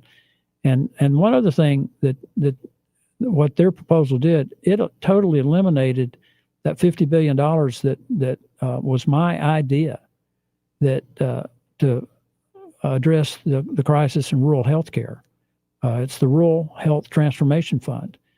And they want to eliminate that too. And I'm not willing to have that discussion, because I think we've got to do something about rural health care and availability, particularly for women of childbearing age, because maternal care in rural areas is in a really bad state. So I'm trying to find the solutions, and we just got to get this shutdown ended. Well, I appreciate the call, Paul. I really do. And let's fit in Cooper. Hey, Cooper, you're on with Congressman Gary Palmer. Hey, how you doing? All right. Let me just kind of tell you a little bit about myself. I'm 81 years old, and I've been on Medicare for 15 years or so. I think it's like $190 or maybe $220 a month out of my Social Security toward Medicare. I had a health problem about 2 years ago, and I survived, thankfully. But my hospital bill was well over 200,000, almost $300,000. My cost was $1,700. Now, I understand that people are talking about these high costs of health care. But what I'm wondering, what happens when I magically turned, or when I turned 65, that brought it down so cheap to me? Well, it didn't. That makes sense. Well, it's because you paid, for most of your working life, you paid into the Medicare system. And that's you're true. basically buying a form of health insurance. The other thing about it is the federal government has much more bargaining power with hospitals and doctors and insurance companies than you or I would ever have. And they're able to negotiate these prices down. And there's so much wrong with our healthcare system and how we pay these bills. It's unbelievable. And one of the things that, Cooper, that we worked on in the last Congress and actually got passed out of the House was a price transparency bill where the insurance companies are willing to pay for certain procedures, but they might pay, one insurance company might pay one price and another might pay another one, when there ought to be some consistency. You go to a different hospital, a different doctor, and I just had a knee replacement. One doctor might charge one price, another doctor might charge another price. And, you got to evaluate the quality of the service as part of this too. But there needs to be some more transparency in this. And I think really about what the cash price would be. That's one of the things about my bill, the New Health Options Act, they would be required to tell you what the cash price would be. There's so much that goes on in there about what the real cost is, what's allowable, what's billable. And it's so complex that I'm not sure Einstein could figure it out on a good day. But that's why the federal government, though, that's why under Medicare, what you had to pay is so much lower, is because the federal government has so many people on Medicare. They have so much more ability to negotiate costs than anybody else. Well, hey, listen, I thank you for educating me a little bit, and good luck on your bill. I appreciate that, Cooper. Thanks for calling. Appreciate you, Cooper. Real quick here, this part of the program brought to you by Alabama Home Mortgage. In fact, the entire hour brought to you by Alabama Home Mortgage. And if you are watching, like a lot of folks are, interest rates, and you're seeing them start to stair step down, and you've been on the bubble thinking about whether buying a place, buying a home, or refinancing your current home, you got to get in touch with Alabama Home Mortgage. They can get you the best possible deal. Just get in touch with them direct. Start the conversation. You don't have to pull the trigger. Just get the conversation going at 567-4223. That's 567-4223. Or you can always apply online at myalabamahomemortgage.com. There is a difference in mortgage companies. Let Kim Williams and Madeline Cannon prove that to you today. NMLS number 1586368, an equal housing lender. Now, one issue that I'm amazed how much it jumped into a national thing is the crime issue. And it seems the president taking on this issue, he's showing almost the same thing he showed with the border. If you just have the proper enforcement and will to enforce the laws we have already and allow law enforcement to do their job, it looks like they very well can do their job. Well, it's amazing how we've become numbed to murder, especially in these big cities. And I pulled out my phone to look something up. But I think I heard one of the guys who is running for district attorney in Philadelphia say that over an 8-year period, they'd had 3,200 murders. I just wonder how many people were killed in action in the war on terror. I think it was around there. No, I think it's somewhere between 5,000 and 6,000. Does anybody know that? Off the top of my head. Any of y'all? Yeah. I was shocked when I heard that number. Let's see if this pull it up. And that's just Philadelphia. Mm-hmm. It's not counting D.C., Chicago, yeah, everywhere or St. else. Louis, yeah, Detroit, I mean, you had one weekend where there were, 11 people killed in Chicago and 50 something wounded. I mean, it's unbelievable. And how these are Democrat run cities and they just turn a blind eye to it. Mm-hmm. And it's the people that are some of the poorest in the city. So we've got these little enclaves where they just don't care what happens. Yeah. Drug enclaves, violent enclaves. In Washington, back in the 90s, you did not go to the Navy Yard because it was just dilapidated, run down, a lot of violence, a lot of drugs. It got cleaned up. Then all of a sudden it starts turning back to where during the Biden administration, and I think it really started a little bit before that, where a member of Congress was carjacked at gunpoint. A member of Congress had someone follow her into her apartment. These are both Democrats. Yeah. Okay. You started having staff members. There's one kid that we interviewed. I wanted to hire him. Got stabbed multiple times, got stabbed in the head, almost killed him. He was working for Rand Paul. Yeah. And then Trump brings in the National Guard. Now you can go out as a couple to dinner and not worry about getting stabbed or shot or robbed. So it's amazing to me what people are willing to tolerate to back up their political views. Yeah, and I've been covering it intensely here in Montgomery. I'd imagine Birmingham, I haven't looked into detail, but I'd imagine there are also similar problems there. Yeah, and again, it's certain areas of the city. I talked to some business folks here in Montgomery, and their concerns about businesses not only not willing to come to Montgomery, but businesses leaving Montgomery because of the crime. Exactly right. Well, the city of Montgomery paid a large insurance company here not too long ago not to leave the city. I had this argument with you. You think the mayor and city council are going to fight Alpha?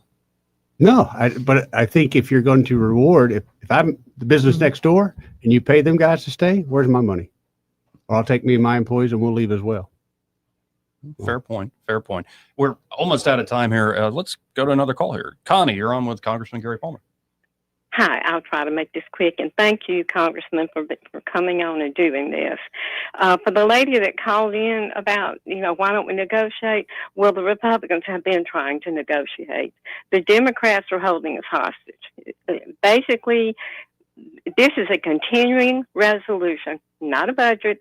It just means we're going to negotiate terms, and in the meantime, we're passing this resolution that will continue at the same thing we've got right now, no changes, and then we're going to negotiate. The Democrats are saying, no, we won't pass this unless and negotiate until you give us $1.5 trillion, and we'll tell you how it's going to be spent, and you don't have a say in it. Well, so Connie, that's what's happening. The whole point of the continuing resolution was because we weren't able to finish the appropriations bills, and we wanted to give the appropriators in the House and Senate, Democrat and Republican, the opportunity to sit down together to work this out so that we get the government funded through the end of the fiscal year. And they chose. But the Democrats are saying we're holding you hostage. You give us $1.5 trillion. We'll say how it's going to be spent. You don't have a say, and then we'll agree to it. Connie, that ain't going to happen. Well, I hope not. Y'all hold the line. It's going to get rough. And now, if there's anything that Congress can do about funding things like the military and the air traffic and WIC, those things that if there's a way that you can continue funding those things during the shutdown, that would be wonderful. We're working on it. Ron Johnson, Senator Johnson introduced a bill to do that, and I think they voted on it today. So I don't know what the outcome was on that vote, but I'm also looking at a bill like that myself. Well, she needs to understand the Democrats are saying we won't negotiate until you give us $1.5 trillion, and we'll decide how to spend it. Okay. Well said, Connie. That's holding us hostage. Thanks, Connie. All right. Well, I appreciate, again, your time. This 2 hours flew by for me. And always welcome back here, sir. And I really do appreciate your insights. You always say, I'm going to nerd out on you and stuff. I love that. part, Gary. I love that part a lot, and your insight on so many of these issues. So appreciate you and appreciate you being here today. Thanks for having me on. I enjoyed it. Y'all stay tuned. I think Erica Thomas is going to join us after the 2:00 hour, and we will be right back after this. Broadcasting from the Riverside Chevrolet Master Control Center, this is WACV Cusada, News Talk 93.1 FM. When it's Chevy, it's Riverside. With SRN News, I'm Bob Agnew in Washington. On Capitol Hill today, Democrats were able to stifle Republicans in their efforts to get some people paid. They killed a Republican bill that would have provided paychecks to essential workers in spite of the ongoing shutdown. Democrats say they rejected the pay bill because, in their words, it was selective and incomplete. The feds have uncovered a massive sports fraud scandal encompassing just about everything from illegal high-stakes poker games, apparently run by the mob, to the use of confidential insider information on sports players and teams. And among those arrested, Portland Trailblazers head coach Chauncey Billups and Miami Heat guard Terry Rozier. The Al-Qaeda of the Western Hemisphere, that's how the administration has taken to describing the drug cartel shipping their products into the U.S. More of these stories at srnnews.com. Just hearing the word IRS can make people break out in a cold sweat. No one wants to deal with the IRS, and now you don't have to. The good news is Legal Tax Defense has been successfully negotiating with the IRS for more than 15 years. It doesn't matter how much you owe, whether it's $5,000 or $5 million. You deserve the best in the business on your side, and that is Legal Tax Defense. Even if you're working with someone else and just want a second opinion, there is no cost or obligation to call. They can prevent levies, liens, wage garnishments, even file back tax returns. And the best news about Legal Tax Defense is they won't take your case unless they know they will reduce or eliminate your tax debt. Call Legal Tax Defense right now for a free, no-risk consultation. 800-292-7875. 800-292-7875. You have nothing to lose, but everything to gain. 800-292-7875. Rich Thomas Weather is brought to you by McPhillips Schimbaum. My name is Aaron Luck, a partner with the law firm of McPhillips Schimbaum. If you or someone in your family has been seriously injured by the negligence of someone else, call me directly. 262-1911. Rich Thomas Weather. Well, hi, everybody. We're enjoying an extended string of some very nice fall days. Today, lots of sunshine again, high temperature in the upper 70s. Clear skies, another jacket weather night tonight with a low temperature in the mid to upper 40s. A couple of nice days, Friday and Saturday, with highs in the upper 70s to around 80, plenty of sunshine. Scattered showers and thunderstorms back into forecast by Sunday. From the Blue Water Weather Center, this is Rich Thomas. Ready to borrow smarter this season? Apply online in minutes at youraseccu.com. Call 334-270-9011 or visit your local branch today. ASD Credit Union. Your life, your goals, your ASD. Terms and conditions apply. Federally insured by NCUA. 1819 News. The former quarterback for the Crimson Tide and the NFL, A.J. McCarron, has launched his campaign to be the next lieutenant governor for Alabama. McCarron said in his campaign ad that the assassination of Charlie Kirk compelled him to jump into politics and not sit on the sidelines. Alabama's conservative and cultural values are under attack from every direction. That's why Charlie Kirk's assassination affected so many of us so deeply. His example convinced me to get off the sidelines and get into the game and stand tall for our conservative beliefs. So today, I'm announcing my candidacy for Lieutenant Governor of Alabama.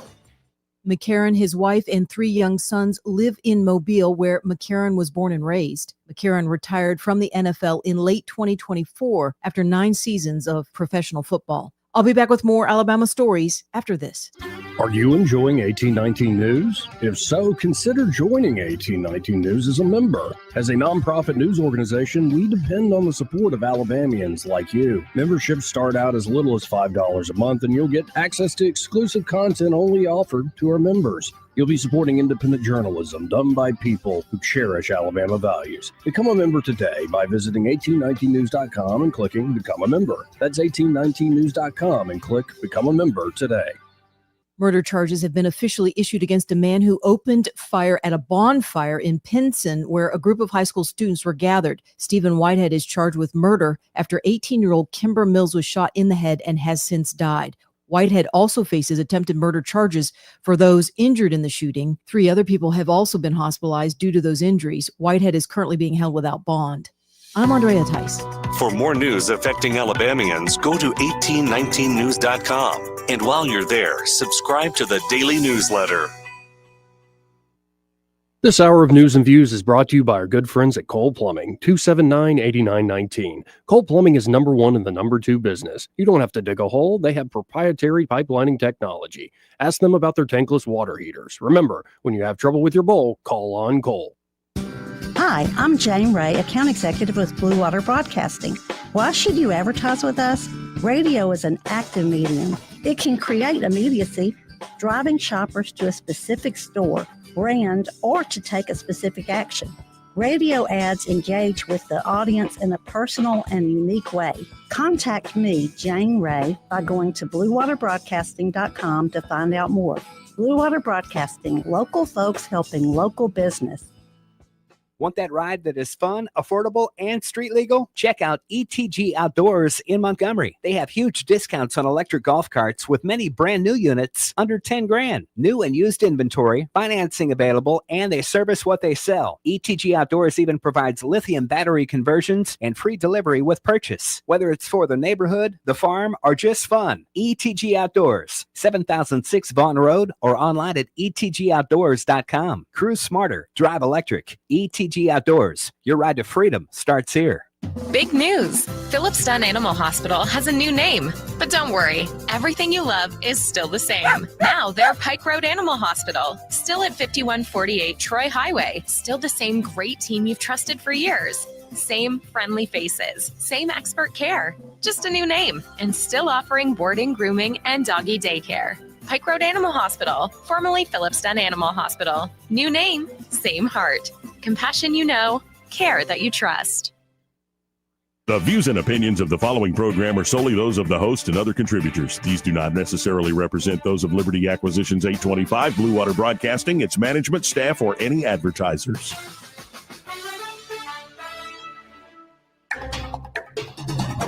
It's time for Montgomery's conversational radio show. It's news and views on News Talk 93.1 FM. To join the conversation, call 272-9228.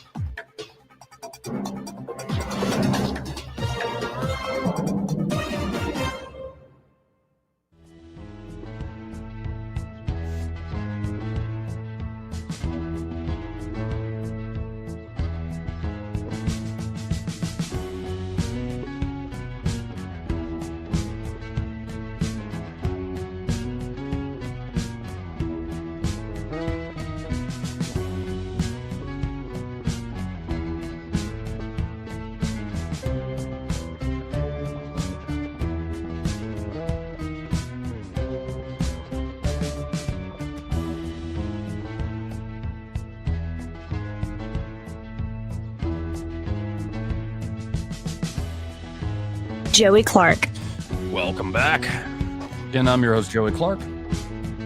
Really do appreciate Gary Palmer stopping by, spending 2 hours with us here in the studio.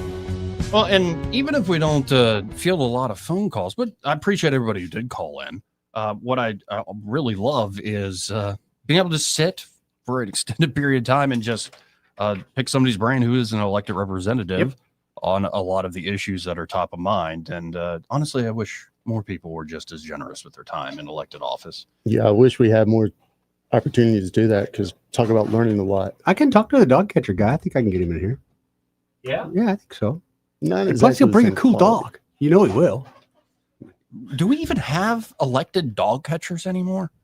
Oh, I kind of assume so. I thought they weren't elected. I kind of thought they were demoted from something. That's how it was on Andy Griffith anyway. Because now it's just animal control, right? Yeah, we bureaucratized it, or bureaucratized it. Yes. We bureaucrated it. Is that where all our disgruntled police officers go? They become dog catchers? Yeah, maybe so. Maybe so. Or that kid who got bit by that dog in 8th grade is just like, Feel free to correct me if I'm wrong, because I probably am, but distinctly remember, like in the 90s, the Greenville mayor went from the mayor to the dog catcher. Yeah, I For some reason, I got that stuck in my head. I was like 5 years old. I don't know. I was running the icy route. I just remember all the small town goofy stuff. Yeah, there is a lot of goofy stuff that goes on. Maybe he had to get his retirement, man. You got to. No, hey, now there you go.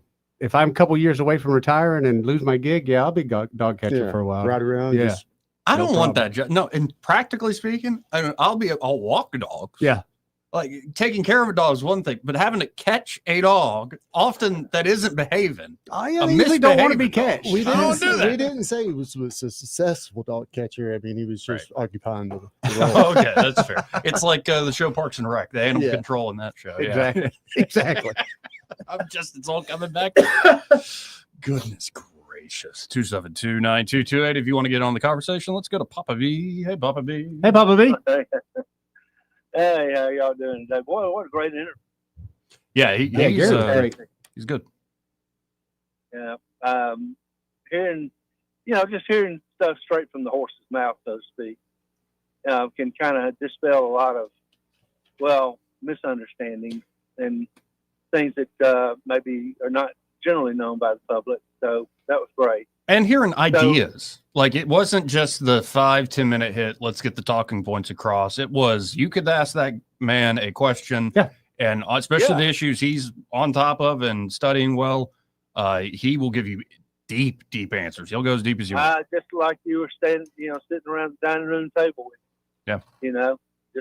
just talking. That's all. So, which is great, actually. I like that. When you get older, you kind of forget some things. And I can't remember whether I've actually said something about this or not. So you'll have to bear with me. But, being in the real estate industry and, Eddie, you can, I'm sure, back me up on this. One of the things I've noticed in Montgomery is that when you go into some of these houses that are like the renovation type houses, the older homes, the oven, the stove is not in there.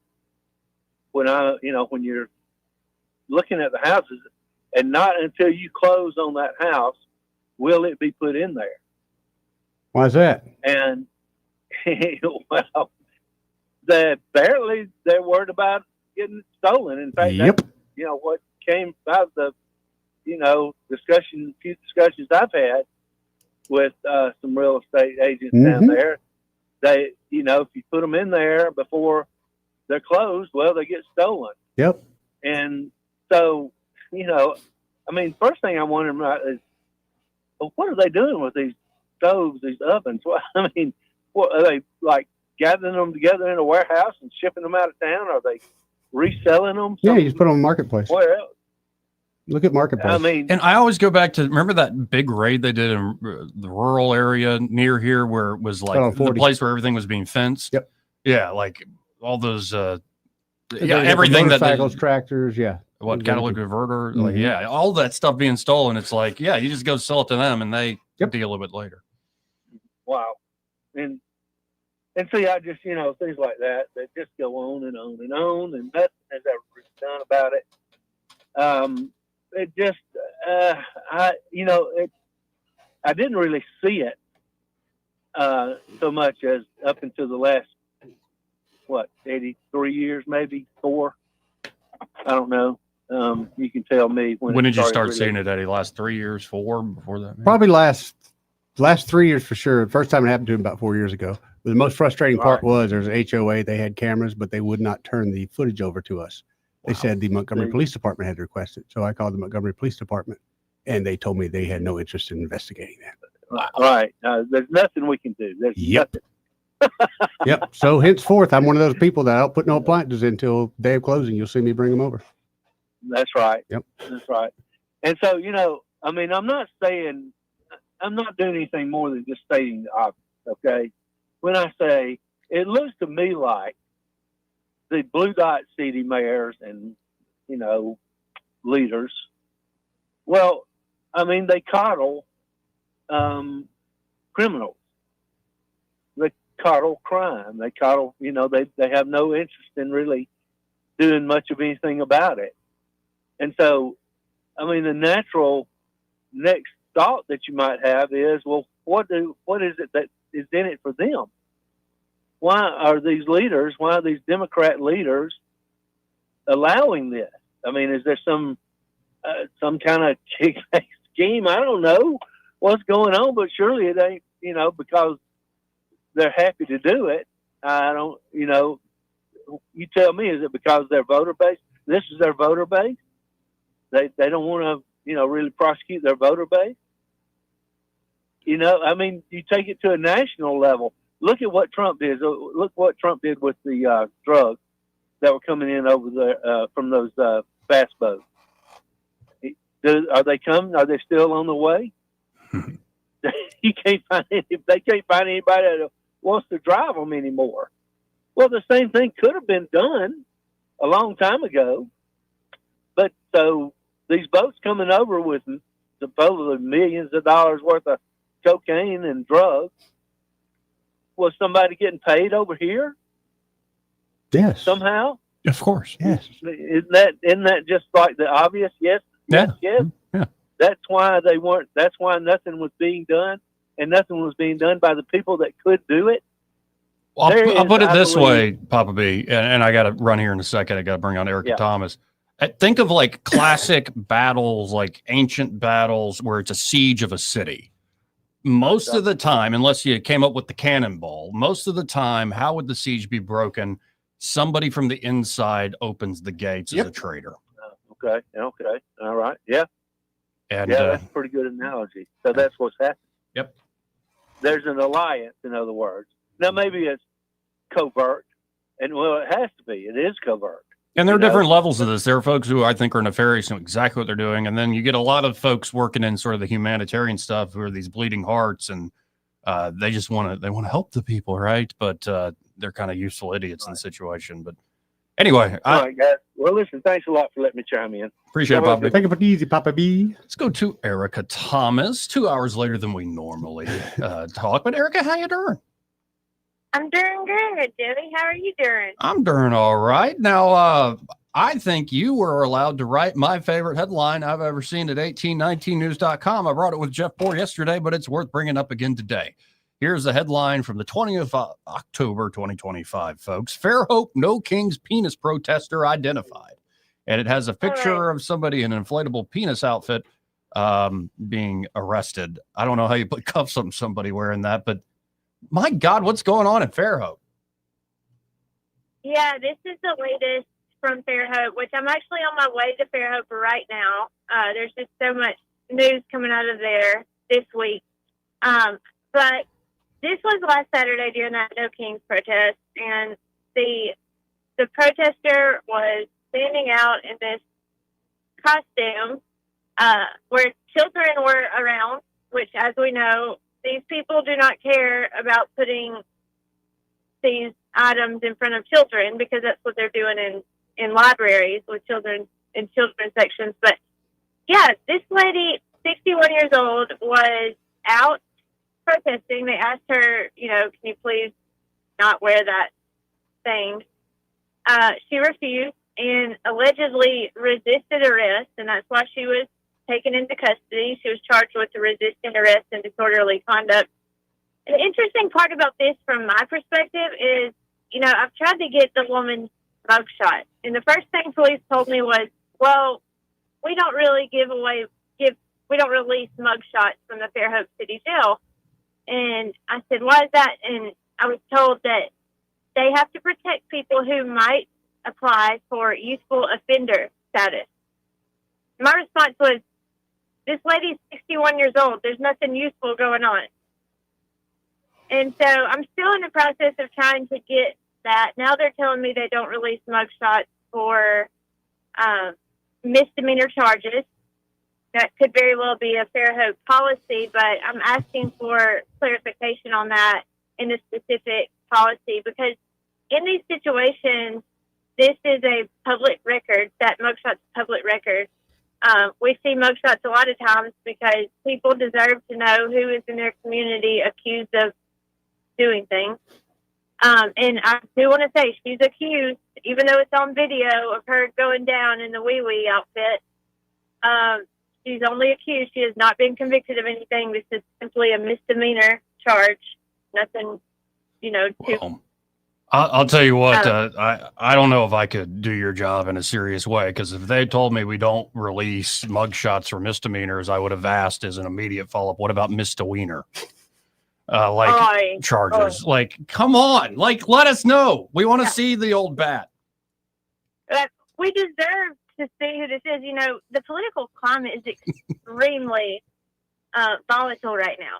And people who are angry enough, allegedly, to fight police, what else will they do? We don't know. We need to be able to identify who these people are in our community, whether they're guilty, whether they're not guilty.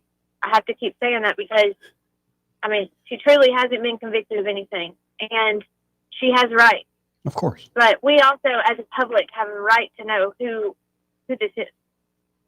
Now, I want to shift gears here a little bit, and I talked to John Wall yesterday, but the ongoing culture war in the midst of Alabama's public libraries continues, and it looks like you're still having a battle down there in Fairhope in regards to y'all's public library. Yeah, there's a list of about 11 or 12 books that were challenged and reviewed by the board in Fairhope, and they decided not to move those books to the adult section. Remember, the APLS rules are that inappropriate content or content that is sexually explicit or suggestive needs to be removed to the adult section, and then parents can allow their children to access the adult section if they want. And let's make this very clear. When you say culture war, that's not an understatement. Everyone on both sides of this agree that that's exactly what's happening. But it's not that the left is fighting for their children to have access to the materials, because, like I said, under those APLS rules, they can choose to allow that. It's that they're attempting to force everyone else's children to be exposed to these materials.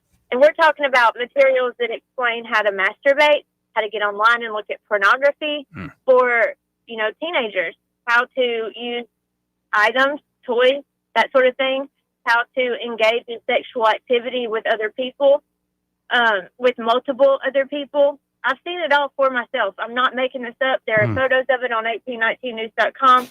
You do have to click a special link because I didn't want to make it just readily available. But just this week in Montgomery, one of the parents from Auburn came forward with a visual aid. She had a big poster board that she presented to the APLS board saying, look, this is what I'm seeing. This is an abomination. And those images on there, it's another one of those you have to blur the images before you can just put it anywhere because it's that bad. It's so bad that people don't want to see this in council meetings or school board meetings or library board meetings, but they want it to be available to children. So, they just don't want parents to be in the driver's seat. They want the government to be in the driver's seat. That's what's happening. Well, and also, let the kid figure out how to play with himself. You're teaching them that? What the heck is wrong with y'all? You weird, perverted. It's just odd. Abomination is a better word, but it's also just defies common sense. And it looks like there's a question of whether or not people are actually going to read these books or just continue to say, well, no, they should be fine. But we should actually look at this stuff, especially board members should actually look at this stuff. Yes, the APLS board, that state board, is the one that they have to make the decision whether they're going to continue funding to the Fairhope Library, and they're going to probably vote on that in November. In the meantime, they have to go through these books, these 11 or 12 books that I was telling you about. And so Randall Wright, she's the chairman in Fairhope of the Library Board of Trustees, and she said during the meeting this week that she didn't think those APLS board members were going to do that. And so today we just posted fresh news, John Wall's response to that. Is he going to actually read these materials? You can see what his answer to that was on 1819news.com. And just get by there, folks. That's 1819news.com. Now, I think I'm seeing another one here that is very popular on the site, trending on the site. Blount County gathers to honor Kimber Mills, pray for survivors of weekend shooting. For folks who aren't aware of this story and what happened here, could you lay it out? Yes, this was just such a tragic case. This is a Cleveland high school cheerleader, Kimber Mills. She's 18 years old. She's a senior in high school. She was a senior in high school. She went to a bonfire party Saturday night, and after midnight, a fight broke out between a 27-year-old man and some of the younger people in the crowd. Shots were fired. 4 people were wounded, including Kimber Mills. She was shot in the head, and she was taken to UAB, unfortunately declared brain dead. And so they honored her the night before she passed away. They knew that they were about to make that decision. So over 200 students showed up to UAB and lined the halls as they wheeled her into a surgical suite where they harvested her organs. So she will go on to save lives, even in her death as an organ donor. Meanwhile, there's 2 other people that we know of that are recovering in the hospital. One of them his name's Silas McKay. He was shot reportedly 10 times. He put himself in between the shooter and his friend to protect them. Thankfully, he survived. Levi Sanders is another one. He's 18 years old, also being treated, has to undergo some surgeries. He's in ICU at UAB. And then a 20-year-old female was also wounded. Unfortunately, we don't know what her condition is or her identity. But this all happened in eastern Jefferson County. This is a part of the county that's very rural. They were out, probably in a wooded area that's kind of secluded, close to Pittston, just gathering. There's a video online of Kimber Mills and her friends having a good time right before the shooting. They were dancing beside the bonfire. Not a care in the world. That's really supposed to be the best time of your life. And that she was enjoying that. And then just moments later, she was fatally wounded. They have made an arrest. So, again, innocent until proven guilty. But all of the information on the suspect is at 1819news.com. Well, Erica, I appreciate the time. We'll try to get this right and do it at our normal time next week. And hopefully nothing else comes up. But I always appreciate your reporting. And if folks do want to check out your work, just again, 1819news.com. Yes, thank you. God bless. God bless. And Erica Thomas there with 1819 News. Always appreciate her. This part of the program brought to you by Bo Goodson and the Goodson Group. And there at the Goodson Group, Bo and his team are ready to help you out, whether you're looking to buy or sell property here in the River Region real estate market. Bo's been working in this market for about half a century now. He's seen it all, the good, the bad, and the ugly. And it's not just helping buyers and sellers. If you're looking to, say, turn your property into a rental investment, if you're looking to rent out your home, the Goodson Group is a great crew to manage that for you. And managing can be a pain in the butt if you don't know what you're doing. And you should get some pros like those at the Goodson Group to help you out. So again, that's buying, selling, or if you're looking for management services for that rental, just get in touch with the Goodson Group. You can always learn more at thegoodsongroup.com or give them a call at 551-0225. That's 551-0225. Bo Goodson and the Goodson Group, great sponsor here of the program. Let's go to simpler days. Hello. Hello. Well, following the information that she gave out about Fairhope, I mean, that's a tough act to follow. I know. But, what do you think of that policy of not giving out mugshots for misdemeanor charges? Well, we know misdemeanor, misdemeanor is in the eye of the beholder.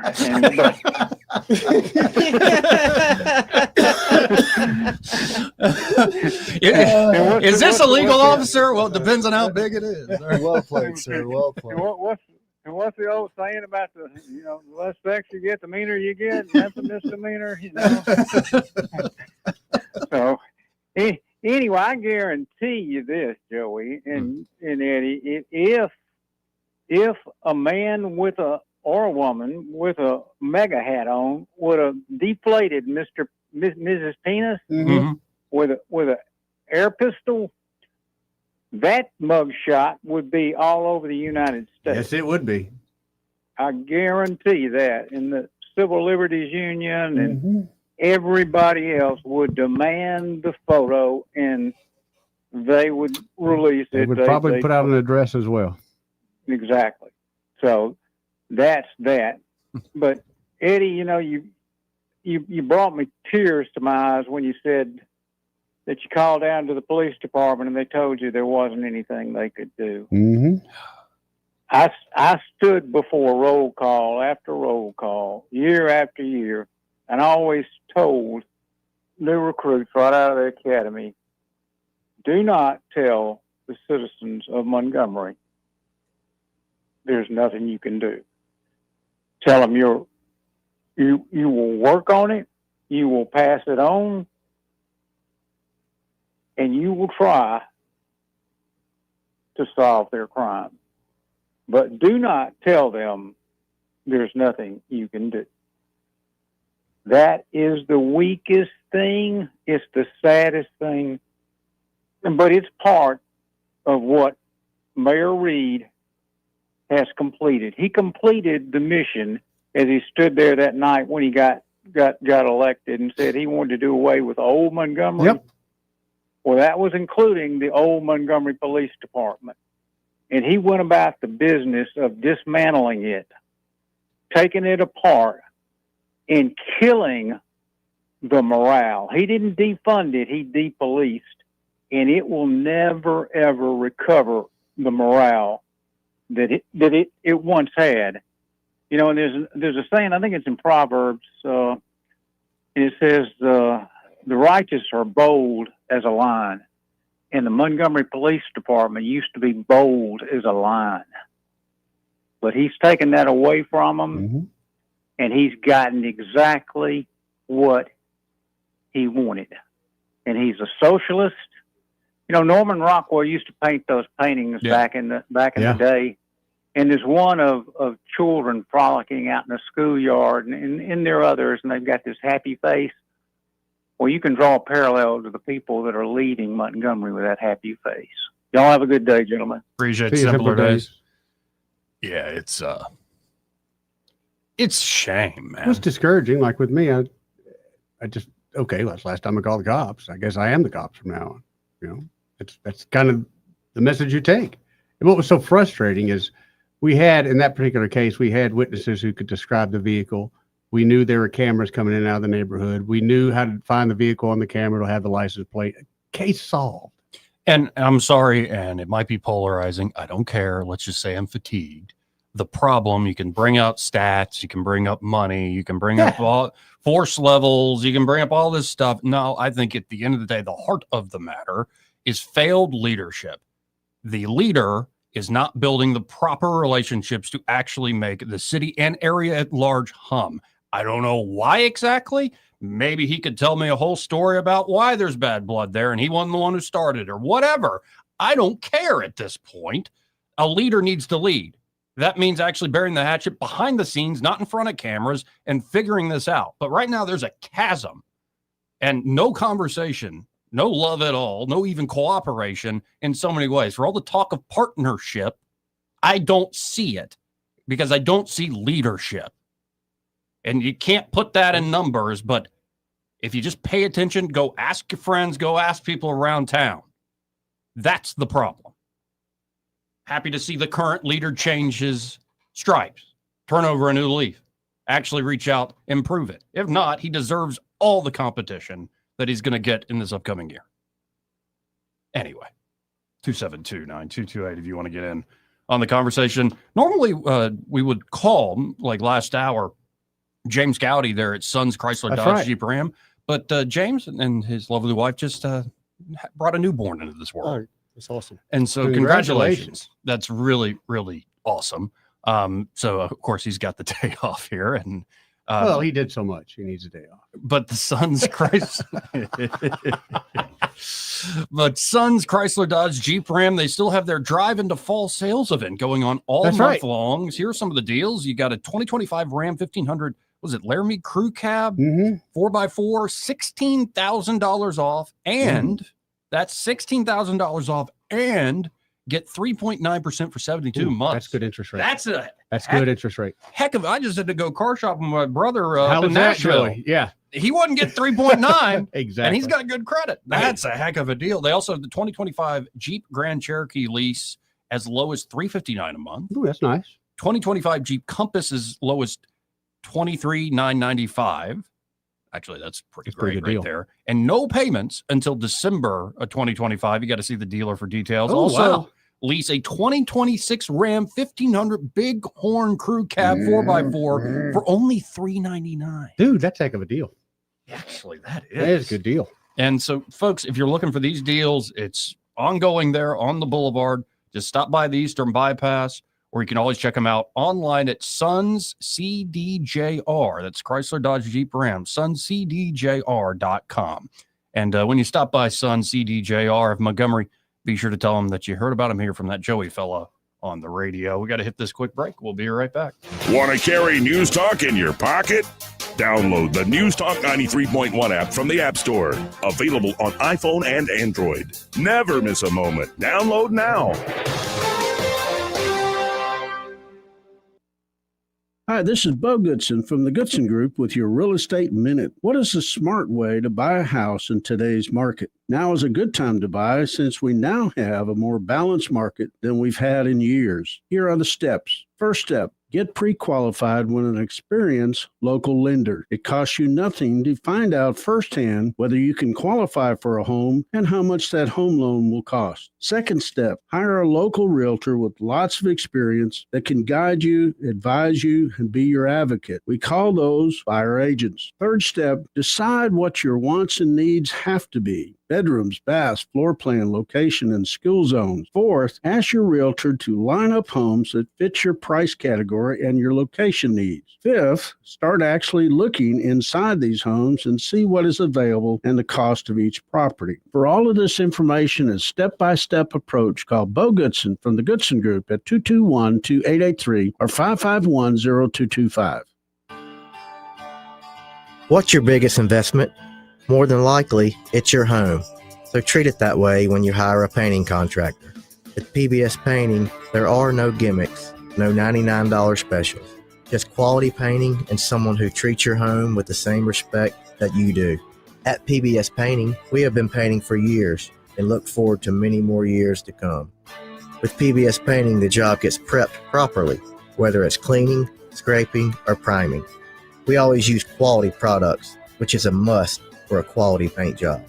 So if you're looking for a painter that doesn't need upfront money and is on the job at all times, then please give me a call. Scott Bowers and PBS Painting, 294-5122. That's PBS Painting, 294-5122. Look at some of our work on Facebook at PBS Painting Montgomery.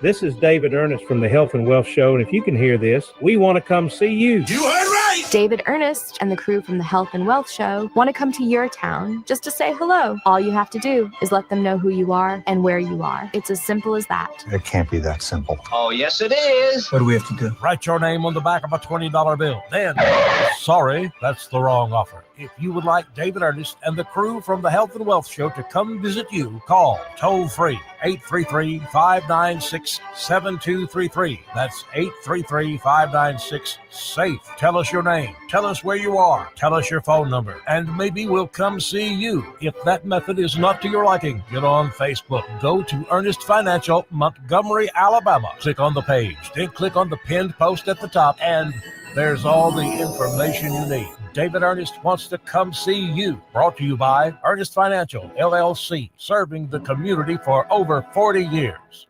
Do you have real estate problems?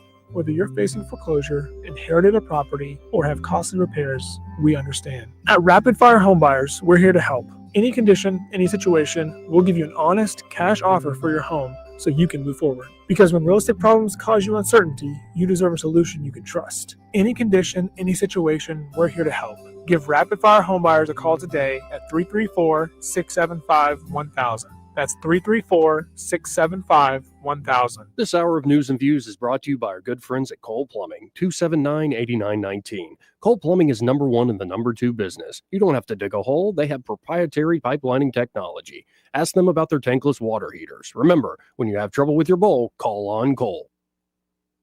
Weather, a service of H&H Carpets, where right now, get a load of this, listen close, you get a house full of carpet for $19.95 installed. Unbelievable. They're located at 6450 Atlanta Highway, just across from Walmart. Rich Thomas weather.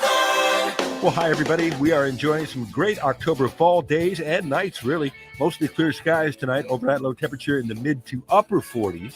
A couple of nice days ahead, Friday and Saturday, with plenty of sunshine. Highs in the upper 70s to near 80, just about ideal weather. Still some jacket weather nights, though. We are dry through Saturday, but scattered showers and thunderstorms returning to the forecast on Sunday.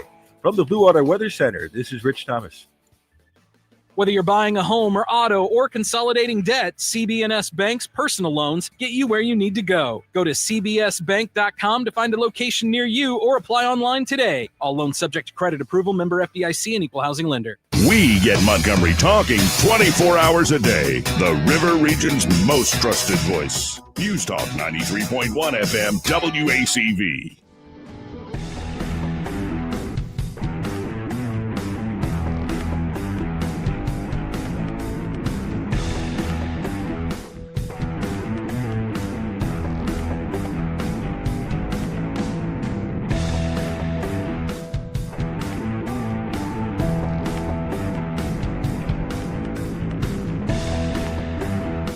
Joey Clark. Welcome back. Now, Eddie, you know a place where you can go for the fall season to make it really feel like fall? I've seen some pictures of a place Mm-hmm. down a little bit south of Montgomery that makes me, it's like a welcoming home kind of fall feeling. Yeah, it's like Yep. 2 miles south Taylor Road on 231, Yep. I believe. Yep, that's the place. Getting on Reed Ingram's place. That's right. Sweet Creek Farm Market. Sweet Creek, baby. Seriously, if you want to actually feel the fall season, get by Sweet Creek. And of course, ladies, maybe some of you gentlemen, but ladies, they have beautiful mums for sale, all sorts of fall decor. What, dudes can't like mums? They can. Okay. I may not know my flowers, but I know. Anyway, you know the meme I'm talking about. Yes, I do. But it's not just buying beautiful mums or other fall decor. Of course, they have lots and lots of pumpkins right Got now. lots of pumpkins, and something I like. I think my mom picked me up a jar of it. Was the pepper jelly. Ooh, Joey, I love that stuff, man. I don't It's think I good. ever eat it on like a peanut butter and jelly sandwich, but for crackers, and especially when you're a little bit chilly, you get that pepper jelly. I know you how you feel about pimento cheese, but you Yeah. throw actually like some like walnuts or some like sort of nut into the pimento cheese and some of that pepper jelly. Really? You know what I'm talking Ooh, about? that sounds interesting, Joey. You got to get on top of that. And of course, they have local produce. It Mhm. is the place to shop. Local, delicious, fresh apples, no wax, never sprayed. All right. Fresh pears and plums, fresh eggs. And I forgot in terms of the pumpkins, they also have gourds. Oh, cool. And not to mention new crop sweet potatoes, new crop pecans, all pecan and peanut candies, baked goods that I know you really like. Can you give me one use of a gourd, Joey? Decorative. Okay.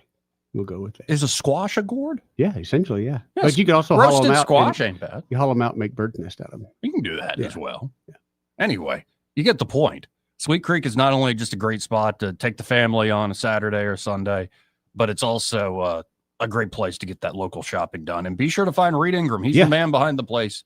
He's the mind behind it. Also, his lovely wife, Karen. But be sure to find Reed Ingram and tell him that Joey and Eddie, those fellas on the radio, sent you. Let's go to Scott. Hey, Scott. Hey, Scott, what's up, buddy? Not much. I really enjoy the show. I think, Joey, you were spot on with leadership. It starts at the top, and this leader is not a leader. He makes excuses. A true leader does not make excuses. They get in there, get their hands, roll up sleeves, and work.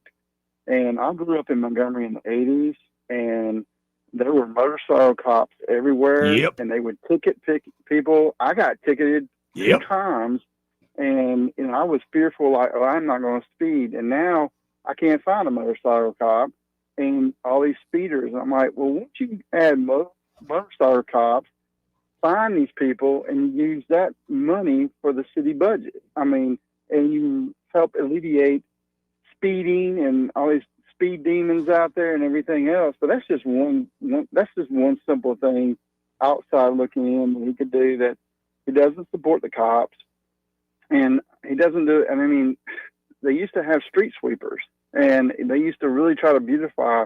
My father met Emory Farmer, and we were talking to him, and he said, hold on just a moment one day, and he picked up trash on the side of the road. He said, this is unacceptable. And he told his I guess, assistant, you call so-and-so and tell them to get down here and get this stuff cleaned up.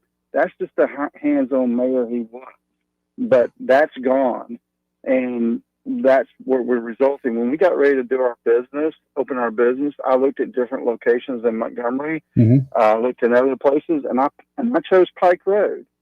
And Pike Road is now getting the benefit of our business, and there's not one like it around in the whole Tri-County area or whatever, and they're benefiting from it because of what we saw. We said we saw taxes, we saw different things like policing, things like that, and it's just really sad.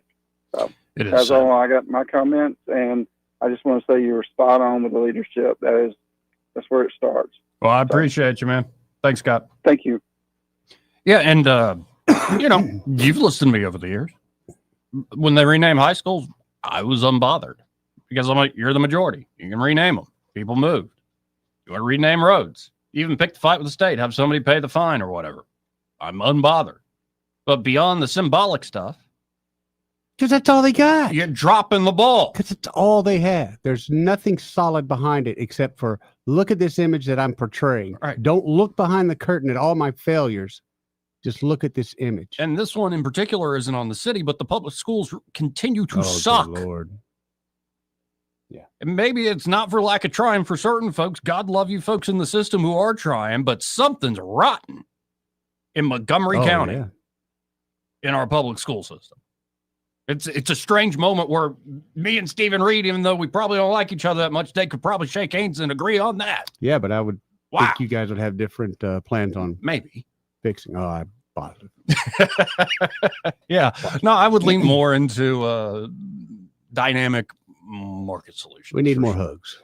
We need to hug the children every day. I don't know if you need more hug hugs. them as they come into the schools. I Welcome mean, them. Some love. I was saying yesterday, talking to John Wall, how many of those children, I don't care what denomination, were grafted onto the body of a faithful, loving family?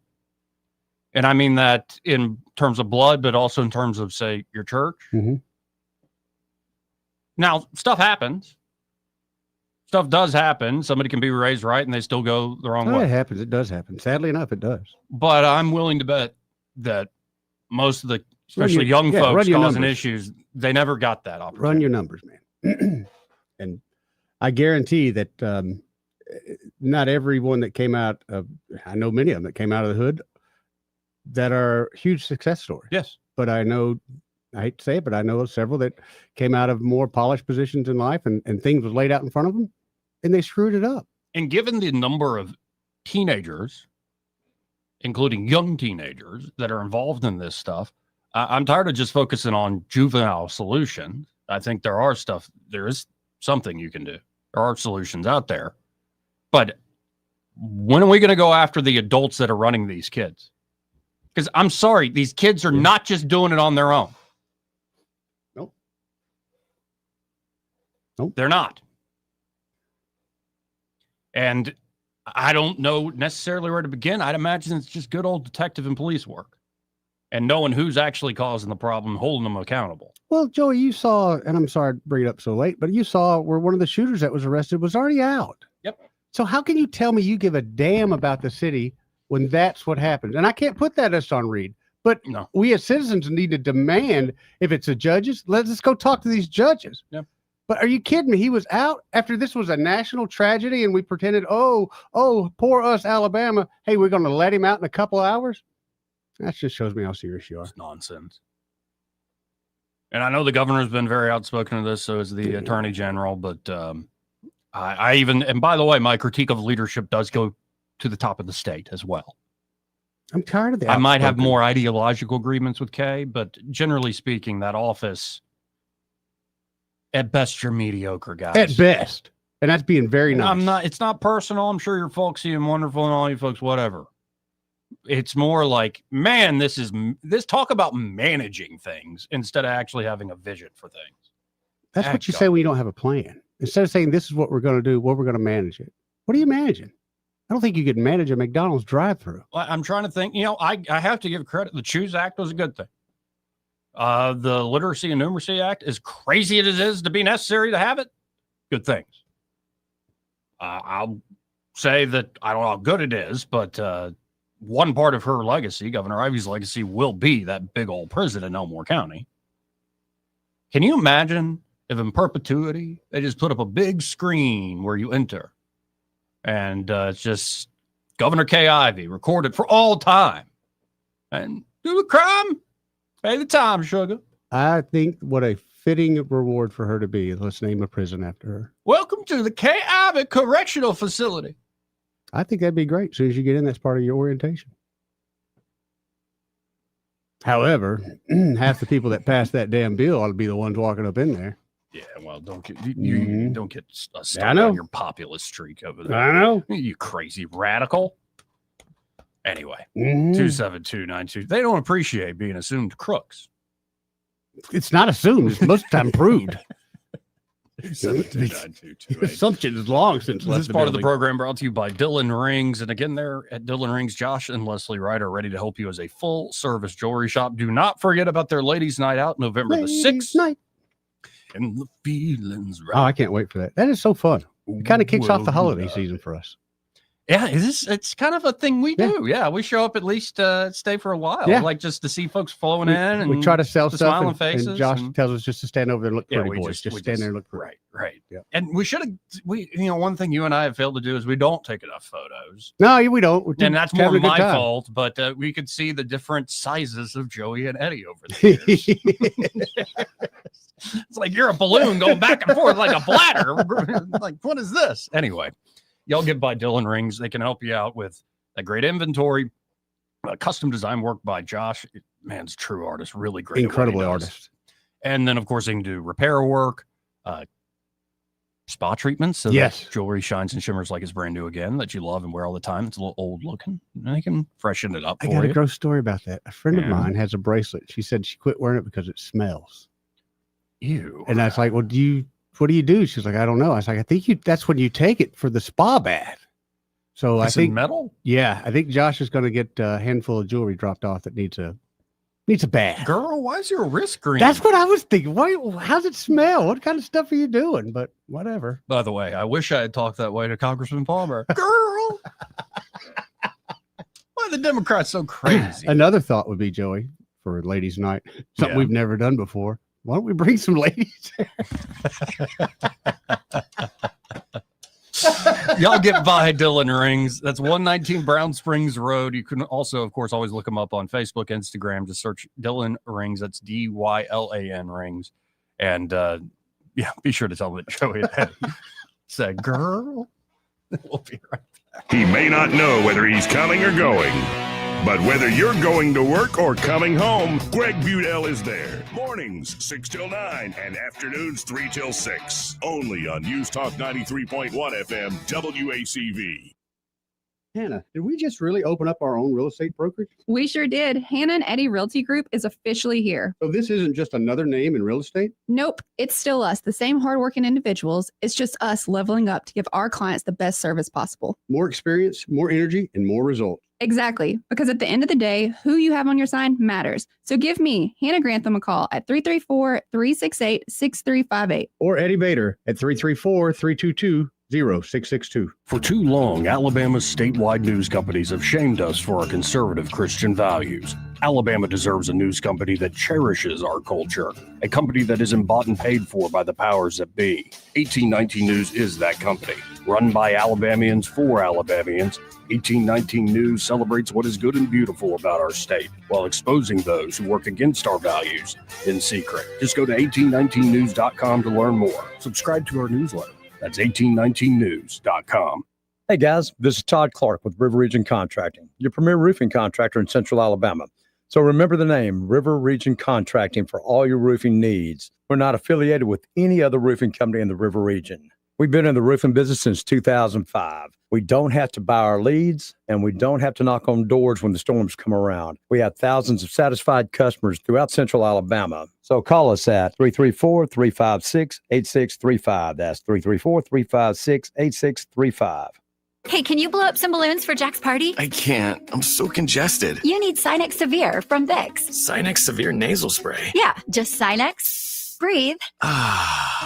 Sinex Severe instantly relieves nasal congestion and works 6 times faster than nasal decongestant tablets. The 12 hours of relief allow you to get back to the moments that matter without congestion. Daddy, we need more balloons. On it! Try Sinex Severe from Vicks. Just Sinex. Breathe. Use as directed. This hour of News and Views is brought to you by our good friends at Cole Plumbing, 279-8919. Cole Plumbing is number 1 in the number 2 business. You don't have to dig a hole. They have proprietary pipelining technology. Ask them about their tankless water heaters. Remember, when you have trouble with your bowl, call on Cole. If it concerns your community, you'll hear about it on News Talk 93.1. News Talk 93.1 FM WACV.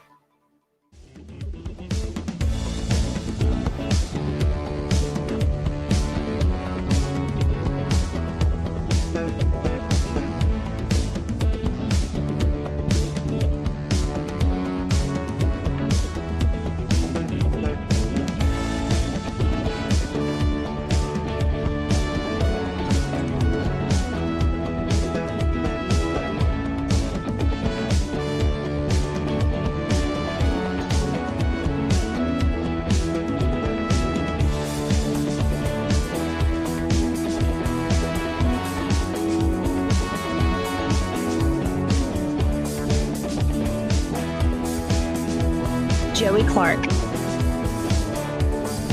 Welcome back. Let's go to the phones and talk to Chad from Prattville Carpet. Hey, Chad, how you doing? Hey, I'm just great. How are you? I was telling Eddie that last night I was trying to teach myself to tie a bow tie. It took 3 hours. Oh, man. I know. What's wrong with the clip-on? It doesn't look as I don't good. see anything, and nothing is wrong with a clip-on. I can tie a regular tie, but a bow tie, that's out of my league right there. That's bougie. Well, he is going to a bougie event. Yeah, I had to figure it out. Sir. Black tie guy. Good deal. That's it. Congratulations. I've never been to anything fancy. So Yeah, they wouldn't even let us park cars there, Chad. In my research, that's what they said. That's exactly right. And now, the last time I talked to y'all was last Friday, I think. And I stayed up till 2 o'clock because one of y'all said that y'all were going to call me at 2 o'clock in the I morning. called you at 2:07. Where were you at, chump? Man. Yeah, I didn't wait quite long enough. So, but look, the Ray out of town sale is about to end. Uh-oh. So Boss is coming back? It's time to call. We've got about 26 hours of that left, I think. So you better take advantage of that Ray out of town sale. And that number's still 285-8117? 285-8117. Look, we do houses, but we also do businesses. That's right. Install. We're doing a big carpet tile job for a business in Montgomery where we're doing several hundred yards of carpet. So big or small, if you got an issue, got questions, measurements are always free. All you got to do is call us, pick up the phone, and we'll schedule a time to come out and see what we're looking at. Just that simple, folks. And again, when Just you call that them, easy. call them up at 285-8117. Be sure to mention you heard Chad on the radio with Joey Yes, Reddy. absolutely. Yes, sir. Well, appreciate you, Chad. Thank you, Chad. Y'all have a good afternoon. See you, brother, man. Let's fit in Soldier Boy. Hey, Soldier Boy. Soldier Boy, how you doing, buddy? I think we might have lost him. Yeah, and we only have like 2 minutes left. So do we learn There's anything plenty of today? time. Yeah, Gary Palmer's all right guy. Yeah, I like that. I do like him. One of the He's things I like about him, soft-spoken, but he's very he's got very some- calm and collected. Yeah. There's not, unlike me, there's no jerks and surprises. He's just very calm and collected. I noticed. Yeah. I would look at him and I look at you and go, this is a completely different show. Some of us has autism, some of us don't. You're right. I think I got a little bit of that Tylenol brain. Oh, well, what's so sad is I thought that was the case. And I went back and my mom's like, no, I never took any Tylenol. You're just natural. No, I just snorted straight acetaminophen. Oh, natural. Yeah, but it took me 3 hours to figure out how to tie a freaking just sitting there trying and getting angry. Like, I was going to say, how can't many do times it." did you just quit and walk Oh, away yeah. and have to come back? Yeah. Yes, a that few would drive me times. insane. But then eventually I'm like, grow up. Okay, and now figure let it me out. ask you this. Did you untie it all the way or did you kind of cheat so you can put it back on?